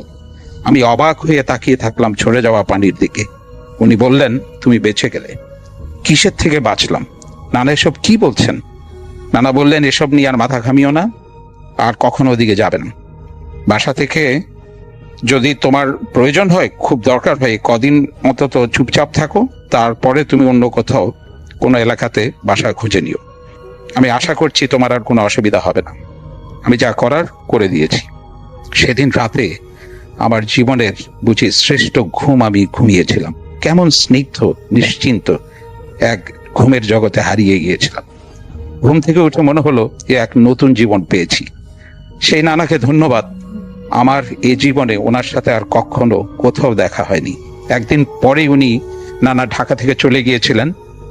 এখনো আমি জানি না সেই নারী কেন ছিল রাতের আধারে, এবং সে যদি মানুষ কিংবা মানুষের কোনো কায়া থেকে থাকে তার মধ্যে, কি করে সম্ভব সে একটা ডোবার মধ্যে থাকতে পারে?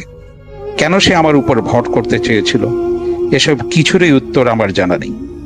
সবাইকে অনেক ধন্যবাদ আমার জীবনে ঘটে যাওয়া ঘটনাটি শোনার জন্য।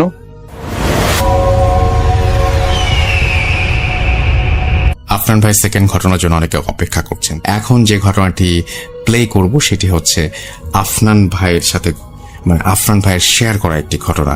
আশা করছি যে এই ঘটনাটি আপনাদের ভালো লাগবে। তো আমি প্লে করব সেই ঘটনাটি এবং আশা করছি যে এই ঘটনাটিও আপনাদের ভালো লাগবে। চলুন শুনে আসি। প্রিয় লিসেনার্স, আসসালামু আলাইকুম। আমি আফনান, আশা করি সবাই ভালো আছেন, সুস্থ আছেন। এই ঘটনাটি আমাদেরকে যিনি পাঠিয়েছেন তার নাম মেহেদি। ওনার বাড়ি বাগেরহাট জেলার হযরত খান জাহান আলী রহমতুল্লাহ এর মাজার সংলগ্ন এলাকায়, আর এলাকার নাম হচ্ছে কাঁঠাল গ্রাম। ঘটনার সময়কাল 2013। উনি 2014 সালে এইচএসসি মানে ইন্টারমিডিয়েট পরীক্ষার্থী ছিলেন। 2013 সালের নভেম্বর মাসের শেষ দিক থেকে ডিসেম্বর মাসের শুরুর দিকের সময়ের মধ্যে এই যে সময়টা, এটা ইরি ধানের যে চাষ, এটার আদর্শ মৌসুম। তো এই মেহেদি ভাইয়ের বাবা একজন সরকারি চাকরিজীবী, পাশাপাশি ওনার বাবা খান জাহান আলী রহমতুল্লাহর মাজার সংলগ্ন নতুন পুলিশ লাইনের পাশে 3 বিঘা জমি লিজ নিয়ে এই ইরি ধানের চাষ করবেন বলে পরিকল্পনা করেছেন, কাজও শুরু করেছেন। ওই সময়টাতে যেহেতু শীত পড়ে যায়, মোটামুটি শুকনো মৌসুম, এই কারণে ইরি ধান চাষ করার সময় বেশ পানি কিন্তু দিতে হয়। শুকনো মৌসুমে তো পানির একটা শর্টেজ থাকে, আর ওই সময়ে পাতাল থেকে পানি তুলতে হয়, মানে ডিপ টিউবওয়েল থেকে পানি দিয়ে সেচ কাজটা চালাতে হয়। তো এই মেহেদি ভাই উনি একদিন সন্ধ্যায় ওনার প্রাইভেট শেষ করে বাড়িতে যখন ফেরত আসছেন, তখন ওর আব্বা বলছেন যে অফিসের কাজে উনি একটা জায়গায় যাবেন, আবার চলে আসবেন, রায়েন্দা নামক একটা জায়গায় যাবেন। রায়েন্দা হচ্ছে সেই জায়গায় যেখানে সিডর ঝড় প্রথম আঘাত এনেছিল। যাই হোক, বাগেরহাট সদর থেকে রায়েন্দার যোগাযোগ ব্যবস্থা একটু নড়বড়ে হওয়ার কারণে ওনার আব্বুর আসতে অবশ্য দেরি হয়ে যায়। যেহেতু দেরি হবে এটা উনি বুঝতেন বা বুঝেছিলেন, এই জন্য মেহেদি ভাইকে অনুরোধ করেছিলেন যেন উনি সেচ পাম্পটা চালু করে দিয়ে আসেন। ওনার বাবা এসে রাতের বেলা বন্ধ করে দেবেন পাম্পটা। মেহেদি ভাই যথারীতি পাম্প চালু করেও দিয়ে আসেন। পাম্প চালু করার সময় টুকিটাকি যন্ত্রপাতি কিন্তু লাগে, তো ওই ব্যাগটা সবসময় আনা নেওয়া করতে হয়, লোহার সামগ্রী তো। ওটা আবার ওই বোরিং ঘরে ফেলে রাখলে হয় কি, ওই সিচকে চোরের আনাগোনা তো থাকেই, ওরা এগুলো চুরি করে নিয়ে যায়। পাম্প চলছে কোথাও শব্দ পেলে ওইখানে কিন্তু এই সিচকে চোরগুলো নজর রাখে, মালিক চলে যাওয়া মাত্র এগুলো চুরি করে নিয়ে যায়। এই কারণে ওই যন্ত্রপাতির ব্যাগটা এই মেহেদি ভাই আবার সাথে করে বাসায় নিয়ে গেছিলেন। এরপর উনি পড়তে বসেছেন, মোটামুটি অনেক সময় পার হয়ে যায়। ওনার আব্বু যখন বাসায় আসেন তখন রাত প্রায় 11টা বা 11টার বেশি বাজে। তো উনি ফ্রেশ হয়ে রাতের খাবার শেষ করে একটু বিশ্রাম নিয়ে মেহেদি ভাইকে বলছেন যে চল বাবা, কষ্ট হইলেও তোকে নিয়ে ক্ষেতটা একটু দেখে আসি, কি অবস্থা দেখে আসি, এই পাম্পটা তো বন্ধ করতে হবে। তো ওনাদের একটা সাইকেল ছিল, তো বাপ বেটা সাইকেলটা নিয়ে আর একটা টর্চ লাইট নিয়ে বেরিয়ে গেছেন। তো যাওয়ার যে পথ, এই পথটা হচ্ছে খুলনা বাগেরহাট মহাসড়কের পাশ দিয়ে এই রাস্তাটা। তো এটা কিন্তু একদম নির্জন জায়গা না, মানে একদম লোকালয় থেকে অনেক দূরে তা না, আশেপাশে যথেষ্ট লোকালয় রয়েছে, লোকালয়ের মধ্য দিয়ে এই পথটা। তো ওনার বাসা থেকে বের হওয়ার পর একটা ছোট্ট বাগান রয়েছে, 1 বিঘার মতো জায়গা নিয়ে বাগানটা, আর এরপর একটা বাঁশঝাড়, একটা পুকুর রয়েছে, এই এতটুকু একটু অন্ধকার আছে আর কি, এছাড়া সবকিছু স্বাভাবিক। তো ওই বাগান সাইকেল চালিয়ে পার করতে 10 সেকেন্ডের উপর আসলে লাগে না। তো উনি মানে মেহেদি ভাই আর মেহেদি ভাইয়ের আব্বু যখন খেতে পৌঁছেছেন তখন রাত আনুমানিক 1টা বাজে। যেহেতু টর্চ একটা, তাই মেহেদি ভাই উনি মোবাইলের ফ্ল্যাশ লাইট অন করে হাঁটছিলেন। তো খেতে গিয়ে দেখেন যে পাম্প চলছিল, কিন্তু পাম্প চলতে চলতে ডিজেল শেষ হয়ে বন্ধ হয়ে গেছে। ধান খেতে পর্যাপ্ত পানি পড়ে নাই। আসলে যে পরিমাণ ডিজেল ছিল তাতে কিন্তু পর্যাপ্ত পানি পড়ার কথা। কোনো যান্ত্রিক ত্রুটির কারণে সেচ পাম্পে বাতাস ঢুকে যায়, পানি ওঠা বন্ধ হয়ে যায়, মেশিন খালি চলেছে, এইভাবে ডিজেল শেষ হয়ে বন্ধ হয়ে গেছে। এখন এত রাতে ডিজেল পাবেন কোথায়? রাত বাজে 1টার বেশি। সারাদিন এত কষ্ট করে খাটাখাটুনি করে এসে এই অবস্থা যদি দেখে কেউ, তাহলে মেজাজটা কেমন লাগবে? এদিকে মেহেদী ভাইয়ের আব্বু তো মেহেদী ভাইয়ের উপর ব্যাপক চড়াও হয়েছে যে এসব বিষয় খেয়াল রাখতে পারিস না। চড়াও হওয়ার পিছনে কারণ ছিল হচ্ছে ইমার্জেন্সি ধানে পানি দিতে হবে। কারণ হলো অলরেডি ধানে সার দেওয়া হয়েছে, এখন যদি পানি দেয়া না হয় রোদের তাপে ধান নষ্ট হয়ে যাবে এবং সারের প্রভাবও নষ্ট হয়ে যাবে। এই কারণেই দ্রুত পানি দেওয়া প্রয়োজন ছিল। এখন পানি ঠিকঠাক মতো পড়ে নাই। এখন এই ডিজেল পাবেন কোথায়? পাশে আর একটা বোরিং ঘর ছিল, ওখানে বাপ বেটা মিলে যান, তাদের কাছে অনুরোধ করে 3 লিটার ডিজেল ওনারা নিয়ে আসেন। তাদের ওখানে বেশ অনেক জায়গা রয়েছে, পানের বরজ রয়েছে, ধানের ক্ষেত রয়েছে, তো ওনাদের কাছ থেকে ডিজেল ধার করে নিয়ে আসেন। এরপর মনে পড়ে যে আরে এখন এই পাম্পটা যে একটু মেরামত করব, যন্ত্রপাতির ব্যাগটা তো বাসায়। যখনই মেহেদী ভাই ওনার বাবাকে বলেছেন যন্ত্রপাতির ব্যাগ বাসায়, মেহেদী ভাইয়ের বাবার তো মেজাজ গেছে একদম তিরিক্ষি হয়ে। কি আর করা, এখন বাসায় আনতে তো হবে। আর বাসা খুব বেশি দূরেও না, সাইকেল চালিয়ে যেতে বড় জোর 7 থেকে 8 মিনিট লাগবে। মেহেদী ভাই সাইকেল নিয়ে মোবাইলের ফ্ল্যাশ লাইটটা জ্বালিয়ে বাসার দিকে রওনা দেন। ঠিকঠাক মতো বাসায় পৌঁছেও যান। বাসায় যাওয়ার পর উনি ওই যন্ত্রপাতির ব্যাগটা নিয়ে রওনা দেন। রওনা দিয়ে যখন আসছিলেন তখন ওই যে বাগানের কথা বললাম, ছোট্ট একটা বাগান 1 বিঘা জায়গার মতো, তো ওই বাগানের ভেতর দিয়ে উনি যখন সাইকেল নিয়ে আসছিলেন, ওই বাগানের একপাশে কিন্তু বাঁশঝাড়ও রয়েছে, তো উনি যখন বাঁশঝাড় ক্রস করছেন হঠাৎ করে মনে হলো এমন জোরে কোনো কিছুর সাথে ধাক্কা লাগলো, ছিটকে উনি সাইকেল থেকে পড়ে গেলেন। আর সাইকেলের সামনে যে চাকাটা এটা একদম বাঁকা হয়ে গেছে। ওনার মোবাইলের যেই ফ্ল্যাশ লাইট ওটা কিন্তু তখনও জ্বলছিল, ওটা দূরে ছিটকে পড়েছে। ফ্ল্যাশ লাইটের আলো দেখে মোবাইলটা উনি উঠান কাছে গিয়ে, সাইকেল আর একটা জায়গায় ছিটকে পড়ে, ওই ব্যাগ ওইটা আর এক জায়গায় ছিটকে পড়ে। তো যদিও বা ব্যাগের চেনটা লাগানো ছিল, যার কারণে যন্ত্রপাতি সেভাবে বের হয় নাই, নাহলে অন্ধকারে এগুলো খুঁজতে গিয়ে অনেক দেরি হয়ে যেত। অবাক করা ব্যাপার হচ্ছে এই সাইকেলটা ধাক্কাটা লাগলো কিসের সাথে? কারণ যেই জায়গায় সাইকেলটি পড়ে রয়েছে সেখানে কোনো শক্ত কিছু নাই, সামনে গাছও নাই, আর ডানে বায়ে গাছ আছে এটা সত্য, কিন্তু ওখানে যদি সাইকেল যায় ওই খাদের মধ্যে পড়ে যাওয়ার কথা, সাইকেল রাস্তার উপর পড়ে থাকবে না। তাহলে এই সাইকেলটা কিসের সাথে ধাক্কা লাগলো? আর এত জোরে ধাক্কা লেগেছে যে সামনের চাকা পুরো বেঁকে গেল। তখন কিন্তু প্যারানর্মাল কোনো বিষয় মাথায় আসে নাই মেহেদী ভাইয়ের। উনি চিন্তা করছেন যে এখন এসব বিষয় ভাবনা চিন্তার সময় না, তাড়াতাড়ি করে ওই বোরিং ঘরের কাছে যাই, সেচ পাম্পের কাছে যেতে হবে আর কি। তো উনি সাইকেল তো আসলে চালানোর অবস্থায় ছিলেন না, কারণ সাইকেলের সামনের চাকা এমন বাঁকা হয়ে গেছে, ওই সামনের চাকা কোনোভাবেই আসলে পরিপূর্ণভাবে ঘুরছে না। আর ঠেলে ঠেলে যতটুকু ঘুরছে এমন ঘের ঘের ঘের ঘের আওয়াজ হচ্ছে, ওই আওয়াজে ঘুমন্ত ব্যক্তি উঠে যাবে।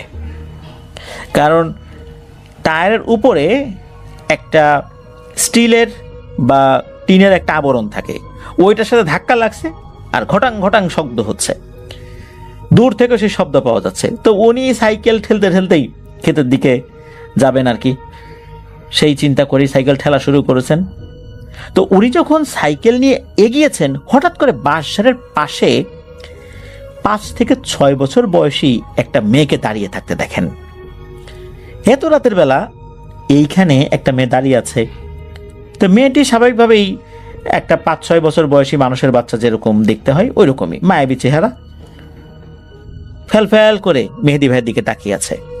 মেহেদী ভাই কি বলবেন, উনি বলছেন যে এই মেয়ে তোমার বাসা কোথায়, এখানে কি করো এত রাতের বেলায় বাসার ভিতরে, বাসা কোথায়, আসো আগাই দেই। এই বলে উনি আগানো শুরু করেছেন, ওই মেয়েটাও পিছু পিছু আসছে। তখন মেহেদী ভাই বলছেন যে আরো সামনে আগায় আসো, এত পিছু পিছু হাঁটছো কেন, কোথায় যাবা বলো, এরকম করে আর কি প্রশ্ন করছেন। কিন্তু মেয়েটা কোনো উত্তর দেয় না। মেয়েটা খুব অবাক হয়ে তার দিকে তাকিয়ে আছে, মনে হচ্ছে যে আশেপাশে কিছুই সে চেনে না, এরকম কিছু একটা আর কি। হ্যাঁ, উনিও কিন্তু সাইকেল নিয়ে এভাবে ঘটাং ঘটাং শব্দ করতে করতে এগিয়ে যাচ্ছেন। কিছুটা পথ এগিয়ে যাওয়ার পর একটা লোক বের হয়ে আসছে। ওই লোকটা হচ্ছে ওই রাস্তার পাশেই বাড়ি। উনি যেখান দিয়ে ক্রস করে যাচ্ছিলেন মেহেদী ভাই, ওখানে যে খানকা শরীফের যে মসজিদ এবং এতিমখানা, তো ওইখানকার একজন লোক ওয়াশরুমে গিয়েছিলেন। তো ওয়াশরুম থেকে যখন বের হয়ে আসেন, এই যে খটাং খটাং শব্দ শুনে উনি হাতে টর্চ লাইট নিয়ে বের হয়ে আসেন যে এইরকম শব্দ করে কে আসে এত রাতের বেলায় দিক দিয়ে। তো উনি বাইরে বের হয়ে একদম মুখের উপর টর্চ লাইট মেরেছেন মেহেদী ভাইয়ের। হঠাৎ করে মুখের উপর টর্চ লাইটের আলো পড়ার পর মেহেদী ভাই একটু বিরক্তই হয়েছেন। তারপর ওই লোকটা জিজ্ঞেস করছে যে তুমি কোথায় যাও। ওই লোকটা অবশ্য মেহেদী ভাইকে চিনতেন। তো মেহেদী ভাই বলছে যে এই যে যাই, আব্বু অপেক্ষা করছে, সাইকেলটা এরকম হঠাৎ করে কিছুর সাথে ধাক্কা লেগে বাঁকা হয়ে গেছে, যন্ত্রপাতি নিয়ে যেতে হবে, সেচ পাম্প ঠিক করতে হবে। তখন এই যে একটা মেয়ে পিছু পিছু আসছে, এই বিষয়টা কিন্তু ওই লোককে উনি আর বলেন নাই। তো ওই লোকটাও দেখলো যে আসলে এই অবস্থা খারাপ সাইকেলের, এবার ঠেলে ঠেলে নিয়ে যাবে ছেলেটা। যাই হোক, উনি আবার ভেতর দিকে ঢুকে যান। ওই মেয়েটার কথা কিন্তু তখন মাথা থেকে একদমই আউট হয়ে যায়। সাইকেল এভাবে ঠেলতে ঠেলতেই একটা পর্যায়ে ওই সাইকেলটা ওই ক্ষেত পর্যন্ত উনি নিতে সক্ষম হন। ওনার বাবা তো অপেক্ষা করছিলেন, এত দেরি দেখে রাগারাগিও করেন। এরপর সাইকেলের এই অবস্থা দেখে তো ওনার মেজাজ আরও গরম হয়ে যায়, কারণ বাড়ি ফেরার সময় আবার এই সাইকেল ঠেলে ঠেলে নিয়ে যেতে হবে। এখানে তো রেখে যাওয়া যাবে না, তাহলে তো চোরে নিয়ে যাবে। আর রাতের বেলা গিয়ে একটু ঘুমাবেন তাড়াতাড়ি, এই সাইকেল ঠেলে ঠেলে বাড়ি নিতে কমপক্ষে আধা ঘন্টা লাগবে, অথচ সাইকেলে যেতে 5 থেকে 7 মিনিট, সর্বোচ্চ 8 মিনিট লাগবে বাড়িতে পৌঁছাতে। এখন কি আর করা, ঘটনা তো ঘটে গেছে। তখন ওই যন্ত্রপাতি থেকে জিনিসগুলো বের করে নিয়ে মেরামত করতে থাকেন। মোটামুটি 15 মিনিটের মধ্যে সবকিছু ঠিকঠাক হয়ে যায়। এরপর মেশিন আবার স্টার্ট দেওয়া হয়। সকালে এসে মেশিন বন্ধ করবে এরকম একটা পরিকল্পনা ছিল। এরপর বাপ বেটা মিলে আবার রওনা দিয়েছেন। তখন ওনার বাবা জিজ্ঞেস করছেন যে এইচএসসি পরীক্ষার কি অবস্থা, প্রিপারেশন কেমন, এরকম প্রশ্ন করছেন আর কি। এদিকে কথায় কথায়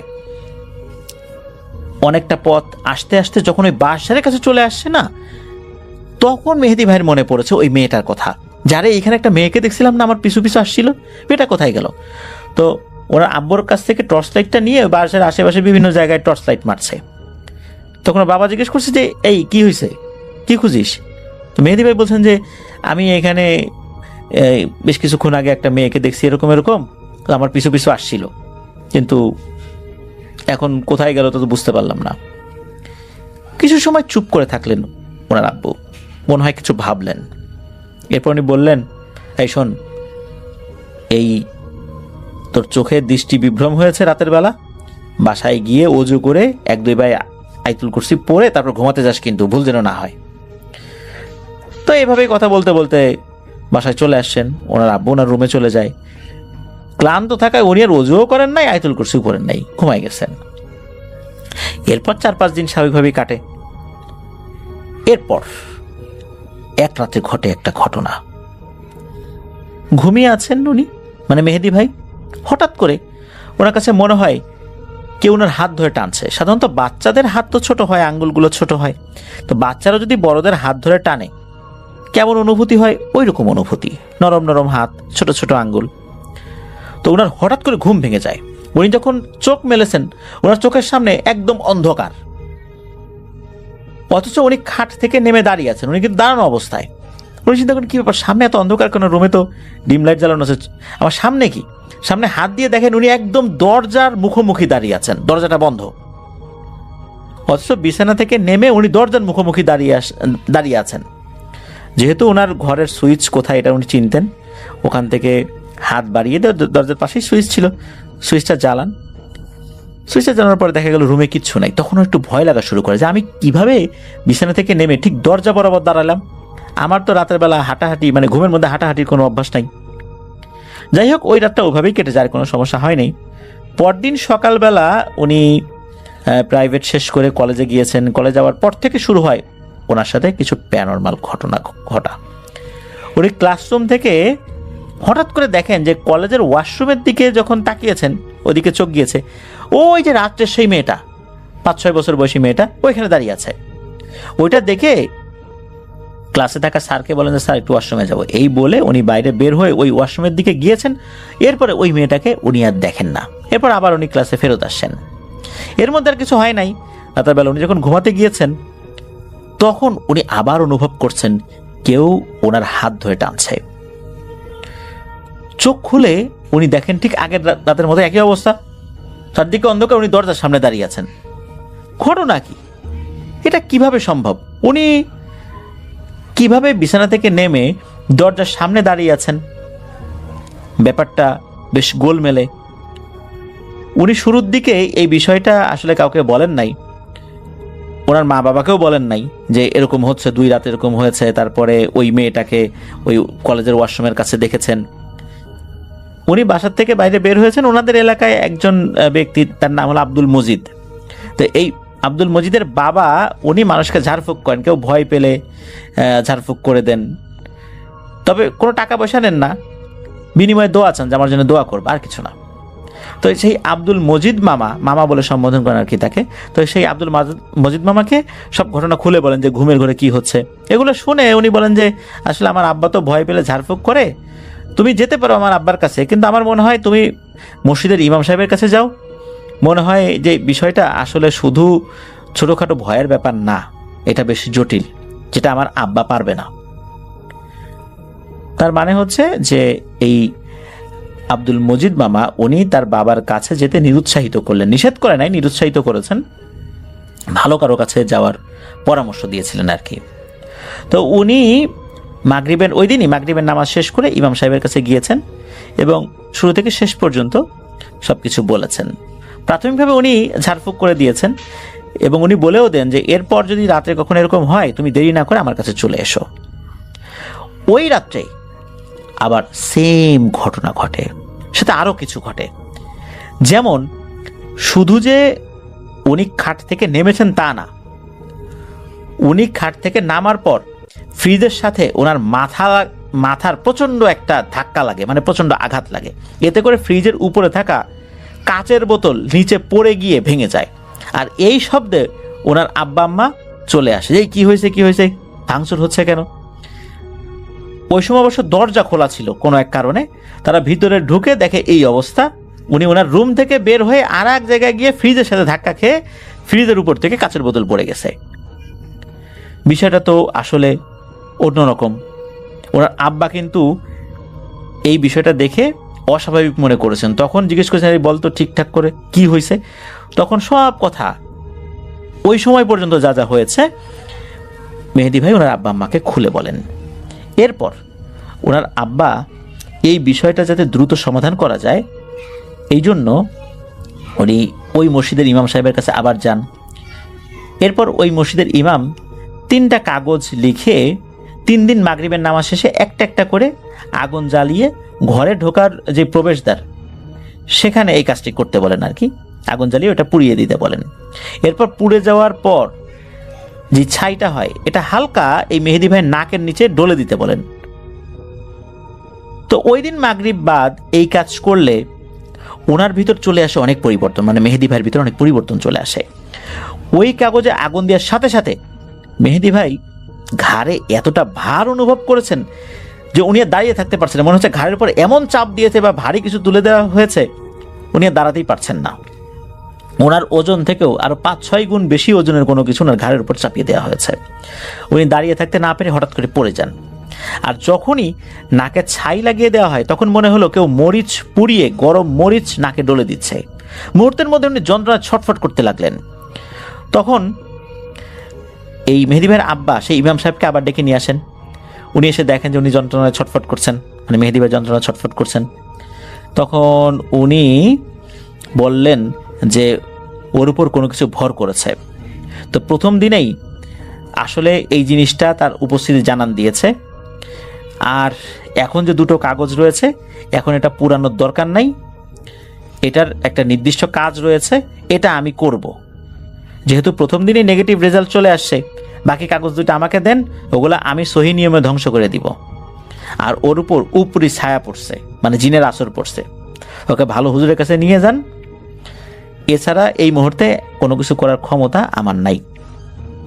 তো এই কথা বলার পর দিন এই মেহেদি ভাইয়ের নানা বাড়ির একজন ভাড়াটিয়া একজন ওঝার খোঁজ দেন মেহেদি ভাইয়ের আব্বাকে।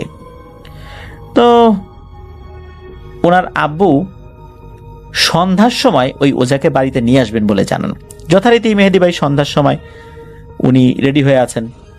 মূলত ওই সময় উনি ওনার নারীর বিছানায় বসেছিলেন আর কি। ধ্যান করে না মানুষ যেভাবে, ঠিক ওই রকম একটা স্টাইলে বসেছিলেন। ওনার আসলে সেন্স ওরকম কাজ করছিল না, কেন উনি স্বাভাবিক অবস্থায় সময় ছিলেন না, তবে পোজেসড ছিলেন পুরোপুরি এরকমটাও বলা যায় না। ওই লোকটা এসে কি করলো, গ্লাসের পানি মুখে নিল। প্রথম দেখায় মনে হচ্ছে পানি খাবেন, কিন্তু না, উনি পানি মুখে নিয়ে কুলি করে সেই পানি মেহেদি ভাইয়ের মুখে মারলেন। এরপরই মেহেদি ভাইয়ের অদ্ভুত রকমের আচরণ শুরু হয়ে গেল। মনে হচ্ছে তার শরীরে শক্তি বেড়ে গেছে। আশেপাশের লোকজন সহ প্রায় 5-6 জন ওনাকে চেপে ধরে রাখে।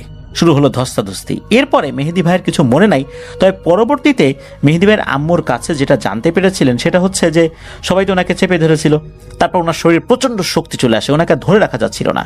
এত শক্তিশালী হয়ে গিয়েছিলেন যে ধস্তাধস্তির এক পর্যায়ে আর ওই লোকগুলো নিয়ন্ত্রণ করতে পারছিল না। তখন আরও লোকজন চলে আসে। তারপরে অবশ্য এই মেহেদি ভাইয়ের শরীরে থাকা এই ভয়ঙ্কর শক্তিটা একটা পর্যায়ে নিয়ন্ত্রণে চলে আসে। এরপর নাকি মেহেদি ভাইয়ের কণ্ঠটা মোটা হয়ে গিয়েছিল, আর শুধু বলছিল, আমাদের মেয়ে কোথায়, আমাদের মেয়ে কোথায়, কোথায় রেখে চলে এসেছে আমাদের মেয়েকে, ওকে বলতে হবে, ও সব জানে, ওই আমাদের মেয়েকে খুঁজে দেবে। আমি প্রায় রাতেই আমাদের মেয়েকে নিতে আসি, কিন্তু পারি না। আমরা ওর কোনো ক্ষতি করব না। এই ছেলেকে দিয়ে আমাদের মেয়েকে খুঁজে পেলে ওকে আবার আমরা ছেড়ে দিব, আমরা চলে যাব। এই কথা বলার পর ওঝাও অবাক, আশেপাশের লোকজনও অবাক। আমাদের মেয়ে কোথায়, এটা সেইটা, এগুলো আবার কি ধরনের কথা? তখন ওঝা বলছে যে, আরে তোমাদের মেয়ে কোথায় তো এই ছেলে জানবে কিভাবে, এ তো মানুষ। তোমাদের জগতের কে কোথায় গেছে না গেছে এর কি জানার কথা নাকি? তখন বলে যে, এত কিছু জানি না, আমাদের মেয়ে কোথায় এটা ওকে বলতে হবে, ওর মাধ্যম দিয়ে আমরা আমাদের মেয়েকে খুঁজে বের করব। তখন ওঝা বলে, এসব বাহানা বাদ দিয়ে এই ছেলেকে ছেড়ে যাবে কিনা বল, নাহলে কিন্তু তোর জন্য ব্যবস্থা আছে। এই কথা বলার পর নাকি এই মেহেদি ভাইয়ের শরীরে থাকা এই অশরীরটা আরো ক্ষেপে গিয়ে বলে ওঠে, আমরা মেয়েকে নিয়ে যাব না, আমরা অবশ্যই আমাদের মেয়েকে খুঁজে নিয়ে তারপর যাব, কারণ আমরা এতটুকু ছোট বাচ্চা মেয়েকে রেখে যেতে পারবো না। ও কি অপরাধ করেছিল, তাই ওকে আমরা খুঁজে বের করবই। নিরপরাধ একজনকে এভাবে কষ্ট দিতে আমরা পারি না। তখন ওঝা বলছে, এও তো নিরপরাধ। তখন ওই জিন বলছে যে, না, এ নিরপরাধ না, এর সমস্যা আছে। কি হয়েছে না হয়েছে আমরা জানি, কিন্তু আমাদের মেয়েকে আমরা খুঁজে পাবই, কিন্তু এর মাধ্যম দিয়ে, আর তারপর আমরা চলে যাব। এরপর ওঝা বলে যে, অত কিছু বুঝি না রে বাপু, তুই যাবি কিনা বল, না হলে আমি ব্যবস্থা নিচ্ছি। এ কথা বলার পরপরই ওঝা তার প্রক্রিয়া শুরু করে। একটা পর্যায়ে বলে ওঠে, আচ্ছা ঠিক আছে, আমি চলে যাব। তখন ওঝা বলেন যে, তুই কিভাবে যাবি, বুঝবো কিভাবে? তখন ভিতরে থাকা ওই জিনটা বলে ওঠে, উঠানের পাশে থাকা আম গাছের একটা ডাল ভেঙে চলে যাব। তো সাধারণত এটাই হয়, বিভিন্ন সময় দেখা যায় যে এরকম জিনেরা যাওয়ার সময় এই ডাল ভেঙে যাব, অমুক কলস ভেঙে যাব, কাঁঠাল গাছ নাড়াই দিয়ে যাব, এরকম কত কথা হয় না? তো এটা তো হয়, এবং করেও দিয়ে যায়। তো এরপর কি হয়, মেহেদি ভাই নিস্তেজ হয়ে যায়। সকলে তো ওই আম গাছের দিকে তাকায় থাকে, না, আম গাছের ডাল তো আর ভাঙে না। অবাক কাণ্ড। এরকম বিভিন্ন গল্প শুনেছে, যাওয়ার সময় ডাল ভাঙে, এটা ভাঙে সেটা ভাঙে, কিন্তু আম গাছের ডাল তো আর ভাঙলো না। এরপর এই মেহেদি ভাইয়ের আব্বা উনি বিরক্ত হয়ে বলেন যে, আপনাকে দিয়ে কাজ হবে না, আপনার থেকে শক্তিশালী কাউকে লাগবে, আপনি কিছুই করতে পারবেন না এর। এই কথা শোনার পর ওঝা বেশ লজ্জাবোধ করে। তো তাকে পারিশ্রমিক দিতে চাওয়া হলেও সেটা নেয় না, বরঞ্চ সে মেহেদি ভাইকে একটা তাবিজ দিয়ে চলে যায়। ওই দিন আর কিছু হয় নাই। তো ওই তাবিজটা নেয়ার পর মেহেদি ভাইয়ের আর তেমন কোনো সমস্যা হচ্ছিল না, তবে দূর থেকে ডিস্টার্ব করা শুরু করে, যেমন টিনের চালে বিকট শব্দ করা, ঝড়ো বাতাস হওয়া, কিন্তু বাইরে আসলে ঝড়ো বাতাস হচ্ছে না, ভেতর থেকে এরকমটা মনে হচ্ছে। একটা পর্যায়ে কি হয় যে মেহেদি ভাইয়ের আব্বা ওনাকে সান্ত্বনা বা অভয় দেওয়ার জন্য বাইরে নিয়ে গেছে, যে দেখ বাইরে কিছুই নেই। আসলে এগুলো আমরা ভেতর থেকে শুনছি, অনুভব করছি বাইরে কিছুই হচ্ছে না, তো আসলে বাইরে কিছু হচ্ছিল না। তো এরকম সমস্যা কিন্তু চলছিল। এক রাত্রে কি হয়, মেহেদি ভাই উনি ওয়াশরুমে যাবেন, ওয়াশরুমটা ঘরের বাইরে ছিল আর কি। তো উনি যখন ওনার আব্বুকে বলেছেন যে ওয়াশরুমে যাব, তখন আব্বু ওনার সাথে যাবেন। তো বাইরে যখন বের হয়েছেন, মেহেদি ভাই একটু আগে ওনার আব্বু পেছনে। হঠাৎ করে মেহেদি ভাই দেখেন ওনাদের একটা মেহগনি গাছ আছে, এই মেহগনি গাছের উপর থেকে বিশাল বড় একটা হাত, যে হাতের পাঞ্জাটা অনেক বড়, কয়েকটা মানুষের পাঞ্জার মধ্যে ঢুকে যাবে, এইরকম একটা হাত লম্বা হয়ে ছুটে আসছে। তো এসব দেখে মেহেদি ভাই তো ভয় পাওয়ার কথা, কিন্তু না, মেহেদি ভাই প্রচন্ড বিরক্ত হন। উনি কি করছেন, সেই হাতের উপরে, হাতটা যখন কাছাকাছি চলে আসছে, ওই হাতের উপর কিল ঘুষি মারা শুরু করছেন। তো এইটা দেখে মেহেদি ভাইয়ের আব্বা তাকে ধরাধরি করে ঘরে নিয়ে যায়। ঘরে নিয়ে যাওয়ার পর মেহেদি ভাইয়ের আব্বু দেখেন যে মেহেদি ভাইয়ের হাতটা ফুলে গেছে, বিভিন্ন জায়গায় মানে ছিলে গেছে। তার মানে কোনো কিছুর সাথে আঘাত লাগছে, এরকম ফুলবে, ছিলে যাবে, বিষয়টা এরকম। অথচ মেহেদি ভাই কোনো একটা জায়গার উপর আঘাত করছিলেন, কিল ঘুষি মারছিলেন, ওখানে মেহেদি ভাইয়ের বাবা কিছুই দেখছিল না। উনি ঘরে আসার পর মেহেদি ভাইয়ের আম্মুকে বললেন যে তোমার ছেলে অন্ধকারের ভিতরে কোথায়, শূন্যের উপরে কোথায় যেন কিল ঘুষি মারছে, আমি তো কিছুই দেখলাম না, কিন্তু ওর হাতের অবস্থা এরকম, নিশ্চয়ই ভয়ঙ্কর কিছু ও দেখেছে। মেহেদি ভাইয়ের বাবা বুঝতে পারেন বিষয়টা। উনি সারা রাত কোরআন তেলাওয়াত করেছিলেন, সকাল পর্যন্ত, ফজর আজান পর্যন্ত তেলাওয়াত করেছিলেন, যাতে করে আর কোনো সমস্যা না হয়। এরপর ফজর আজানের পর উনি কিছুটা ঘুমিয়েছেন, পরে অফিসে চলে গিয়েছেন। মেহেদি ভাই ওই দিন ঘুম থেকে ওঠে সকাল 11টার পরে, যেখানে উনি সকাল 6টায় ঘুম থেকে ওঠেন, কোচিং শেষ করে 10টার সময় আবার কলেজে যান। তো এরকম দেরি করে উনি ঘুম থেকে ওঠেন। এরপর আসলে একটা মানুষের মানসিক অবস্থা কেমন হতে পারে এটা তো বুঝাই যায়। মেহেদি ভাইয়ের যে সমস্যাটা হচ্ছিল, ওনার কোনো কিছুই মনে থাকছিল না। উনি একটা ঘোরের ভিতরে আছেন, কি করছেন না করছেন আসলে নিজেও বুঝতে পারছেন না। আর ওই যে একটা ওঝা তাবিজ দিয়ে গিয়েছিল না, ওই তাবিজটা হাতে বাঁধা ছিল, তো যে সুতুলি দিয়ে বাঁধা হয়েছিল ওইটা না একটু শক্ত হয়ে গিয়েছিল। তো উনি গোসল করতে গিয়েছিলেন, একটু টাইট লাগছিল, ওইটা একটু ঢিল করতে গিয়ে ওই তাবিজের যে সুতাটা ছিঁড়ে যায়, আর ছিঁড়ে ওই পুকুরের পানির মধ্যে পড়ে যায়। পানির মধ্যে পড়ার পর উনি বুঝতে পারেন যে এখন নেমে খোঁজা সম্ভব না।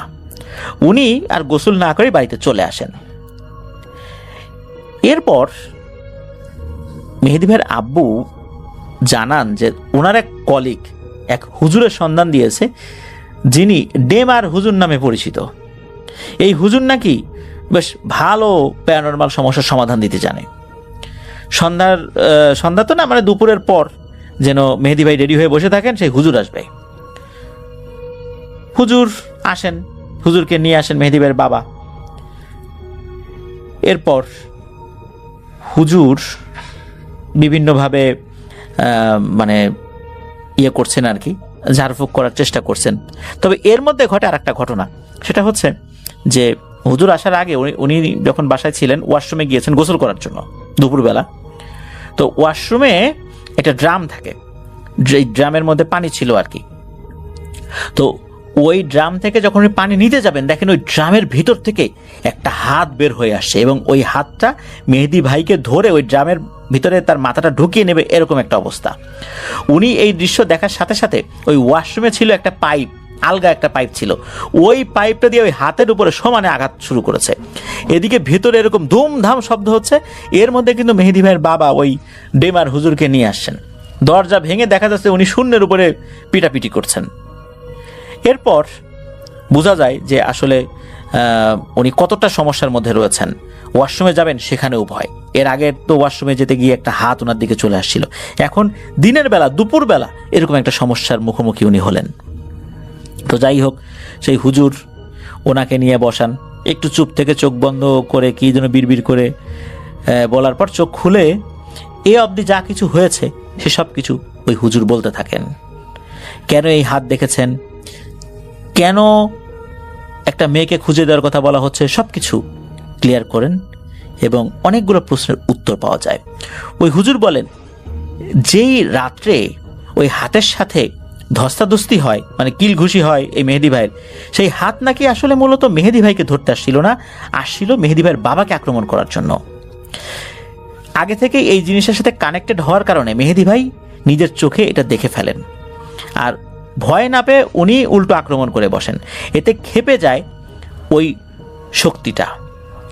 আর পুকুরের মধ্যে ওই তাবিজটা পড়ে যাওয়ার পর যদি ওই পুকুরের মধ্যে ওই তাবিজটা খোঁজার জন্য উনি নামতেন, তাহলে আরো ভয়ঙ্কর বিপদ হতো। যাই হোক, উনি আর নামেন নাই, আল্লাহর রহমতে বিপদ থেকে বেঁচে গেছেন। আর মূলত ওই রাত্রে যেই মেয়েটাকে মেহেদি ভাই দেখেছিলেন, তার বয়স নাকি পৃথিবীর হিসাব অনুযায়ী ৭৩ বছর, কিন্তু সে খুবই ছোট বাচ্চা। আর এই বাচ্চাটা হিন্দু সম্প্রদায়ের জিনদের একটা বাচ্চা। ওই বাচ্চা নাকি তাদের কোনো একটা যানবাহন, মানে রথ টাইপের কোনো একটা যানবাহন, সেটি নিয়ে বের হয়েছিল বেড়ানোর জন্য। কিন্তু যেই দিক দিয়ে এসেছে এই পথঘাট নাকি সে চিনত না। একা একা বের হয়েছে, একা একে বের হওয়ার তার অনুমতি ছিল না, কিন্তু বাচ্চা তো বের হয়ে গেছে আর কি, মানুষের বাচ্চা যেরকম হয় আর কি ওই রকম। বের হয়ে সে হারিয়ে যায়। তখন ওই জঙ্গলের মধ্যে ঢুকে পড়ে। মেহেদি ভাই সাইকেল নিয়ে যখন যাচ্ছিল, মূলত সাইকেলটা এই রথের সাথে ধাক্কা লেগেছিল। ধাক্কা লেগে সাইকেলের চাকা, বিশেষ করে সামনের চাকা, এরকম বাঁকা হয়ে গিয়েছিল। আর মানুষের একটা যানবাহনের সাথে ওরকম ধাক্কা লাগার কারণে ওই রথটাও ওখান থেকে ভ্যানিশ হয়ে যায়। ওই মেয়েটা ওই জঙ্গলে পড়ে যায়। মেয়েটা একা, সে কাউকে কিছু দেখতে পাচ্ছিল না। এরপর ওই মেয়েটা মেহেদি ভাইয়ের পিছু ধরে। ওই মেয়েটা চিন্তা করেছে যে এই ছেলেটা তার জন্য ক্ষতিকারক কিছু হবে না, কিন্তু অন্য মানুষ এসে যাওয়ার কারণে সে আর সামনে আসে নাই। এরপর মূলত মেহেদি ভাইয়ের শরীরের উপর যেই অশরীরটা হাজির হয়েছে বা জিনটা হাজির হয়েছে, এটা মূলত ওই মেয়ের মামা। তারা সকলে মিলে ওই মেয়েটাকে খুঁজছে, কিন্তু পাচ্ছে না। মেয়েটা কোথায় যেন হারিয়ে গেছে। তারা সকলে মিলে খুঁজছে, কোথায় আছে এটা জানা যাচ্ছে না। যেহেতু মেহেদি ভাই উনি কোনো না কোনোভাবে এই মেয়েটার সাথে কানেক্টেড হয়ে গেছে, যার কারণে মেহেদি ভাইয়ের মাধ্যমেই ওই মেয়েটাকে খুঁজে পাওয়া সম্ভব। এরপর ওই হুজুর হাতে একটা লম্বা দড়ি নেন, মেহেদি ভাইয়ের মাপ নেন আর কি, উনি কতটুকু লম্বা। এরপর কিছু দোয়া দুরুদ পরে দড়ির উপর ফু দেন এবং মেহেদি ভাইয়ের আব্বাকে বলেন, এইবার দড়িটা মাপেন তো। দেখা গেল সেই সেম দড়িটা এখন 1 হাত লম্বা হয়ে গিয়েছে।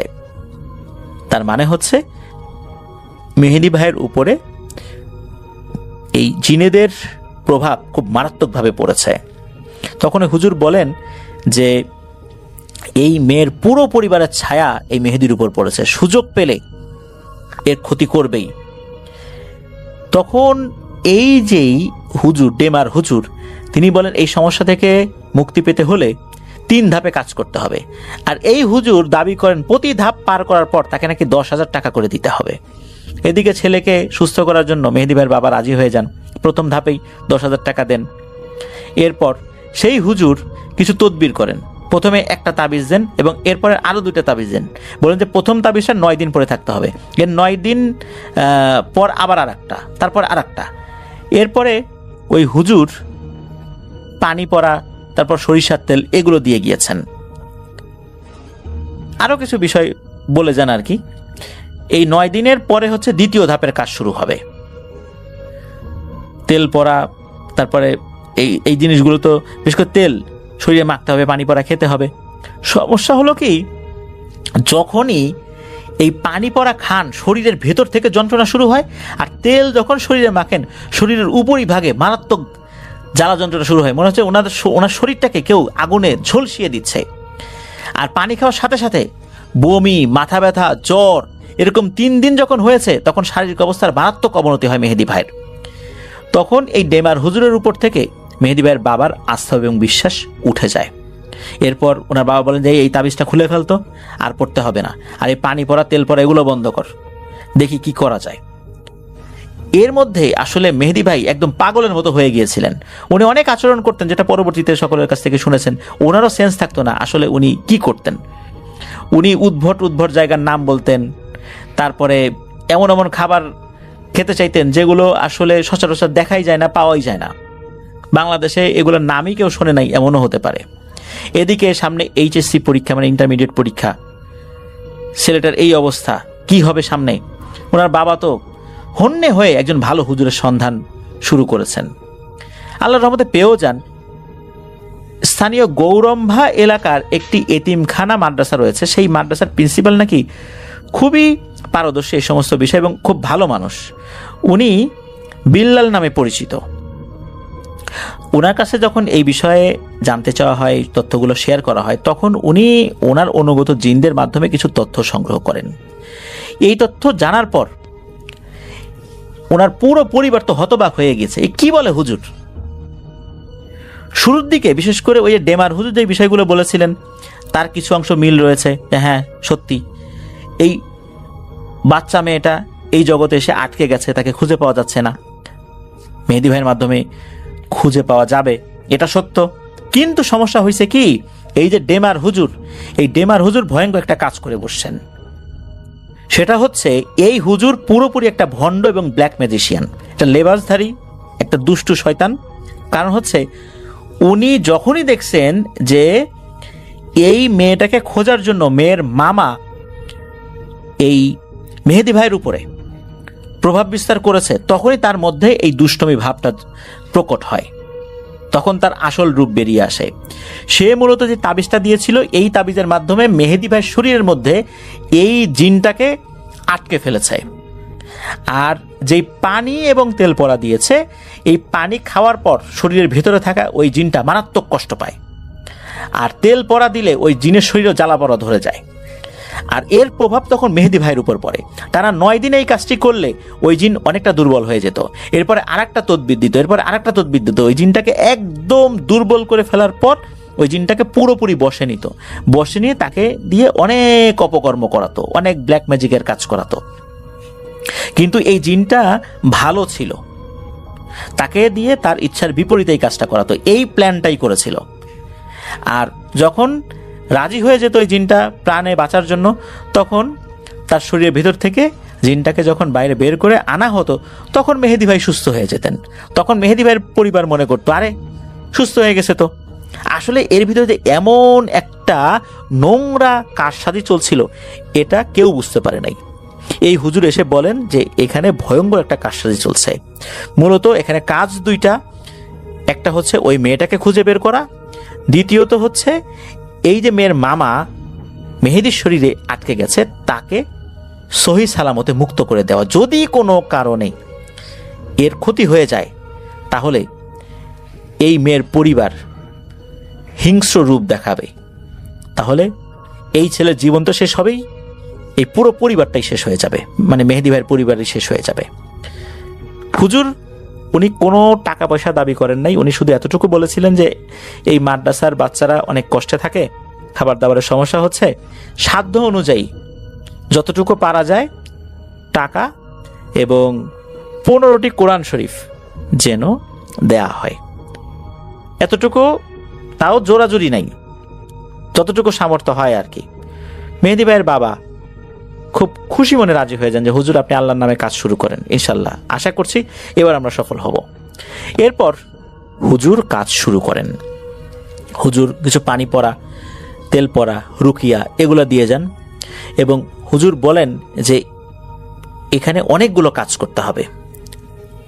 এখানে শত্রু এখন এক পক্ষে না, শত্রু এখন আর একটা পক্ষ জন্ম নিয়েছে, সেটা হচ্ছে ওই হুজুর।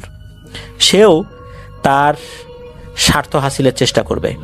সুতরাং এখানে খুব সতর্কতার সাথে কাজ করতে হবে, একটু এদিক ওদিক হলেই ভয়ঙ্কর ধরনের বিপদ হতে পারে। হুজুর প্রথম দিন যেটা কাজটা করেছিলেন সেটা হচ্ছে 4টা হাঁড়ি এনেছিলেন। হাঁড়ি আনার পর মাগরিবের আগেই এই হাঁড়িগুলো মাটিতে পুঁতে দিতে হবে। গর্তগুলো আগেই খোলা ছিল, মাগরিবের আজান যখন দিয়েছে, আজান শেষ হওয়ার আগেই বাড়ির 4 কোণায় 4টা হাঁড়ি পুঁতে দিতে হবে। তো এটা যখন হয়ে যাবে তখন বলা হয় যে এখন হলো বাড়িটা বন্ধ হলো। এরপর ভয়ঙ্কর একটা কাজ করতে হবে, যেটা খুবই বিরল এক ধরনের কাজ। এই কাজ সবাই জানে না। তো এই কাজটা যখন হয় তখন মেহেদী ভাই কিন্তু সেন্সে ছিলেন না। হুজুর বলেছিলেন যে তুমি শুয়ে পড়ো, তুমি ঘুমিয়ে যাবে, এরপরই কাজ শুরু হবে। হুজুর বলেছিলেন যে মেহেদী ভাইয়ের রুমে যেন কেউ না ঢোকে, শুধু হুজুর থাকবেন, মেহেদী ভাই থাকবেন। পরিবারের সদস্যরা বাইরে অপেক্ষা করছে। মেহেদী ভাই বিছানায় শুয়ে পড়েন, অল্প সময়ের মধ্যেই উনি গভীর ঘুমে আচ্ছন্ন হয়ে যান। গভীর ঘুমের মধ্যে উনি অদ্ভুত কিছু জিনিস দেখেন। উনি দেখেন যে ওই যেই বাগানটা, যেই বাগানে উনি সাইকেল নিয়ে পড়ে গিয়েছিলেন, সাইকেলের সামনের চাকা বাঁকা হয়ে গিয়েছিল, সেই বাগানে ওই বাচ্চা মেয়েটা দাঁড়িয়ে আছে। তার সাথে কথা বলতে গেলেই বাচ্চা মেয়েটা দৌড়ে চলে যায়। সাধারণত 3-4 বছরের বাচ্চারা যেরকম দৌড়াদৌড়ি করে, কথা বলতে গেলে এক জায়গায় স্থির থাকে না, ওই রকম ওই বাচ্চার পেছনে পেছনে মেহেদী ভাইও দৌড়াচ্ছেন। এদিকে দৌড়াদৌড়ি করতে গিয়ে মেহেদী ভাই বিভিন্ন জিনিসের সাথে ধাক্কা খাচ্ছেন। অদ্ভুত ব্যাপার হচ্ছে, যখনই মেহেদী ভাই স্বপ্নের মধ্যে কোনো জিনিসের সাথে ধাক্কা খান, বাস্তবে ওনার রুমের ভিতরে থাকা কোনো জিনিস ধপাস করে নিচে পড়ে যায়। বাস্তবে ওনার ঘরের কোনো কিছুর সাথে তার ধাক্কা লাগে, অথচ উনি শুয়ে আছেন। ঘরের মধ্যে বিভিন্ন জিনিস পড়ে যাওয়া, ভেঙে যাওয়ার শব্দ কিন্তু বাইরের থেকে পাচ্ছিলেন মেহেদী ভাইয়ের মা বাবা, কিন্তু ভেতর ঢোকা তো নিষেধ ছিল। এরপর মেহেদী ভাই স্বপ্নে দেখছেন যে ওই মেয়েটা একটা শ্মশানের ভেতরে চলে গেল। এরপর হঠাৎ করে সেই হুজুরকে মেহেদী ভাই স্বপ্নে দেখেন। হুজুর বলছেন যে মেহেদী, আর আগানো যাবে না, সামনে চলো, এখন আমাদেরকে যেতে হবে। ওই সময় ওই মেয়েটাকেও হারিয়ে ফেলেন।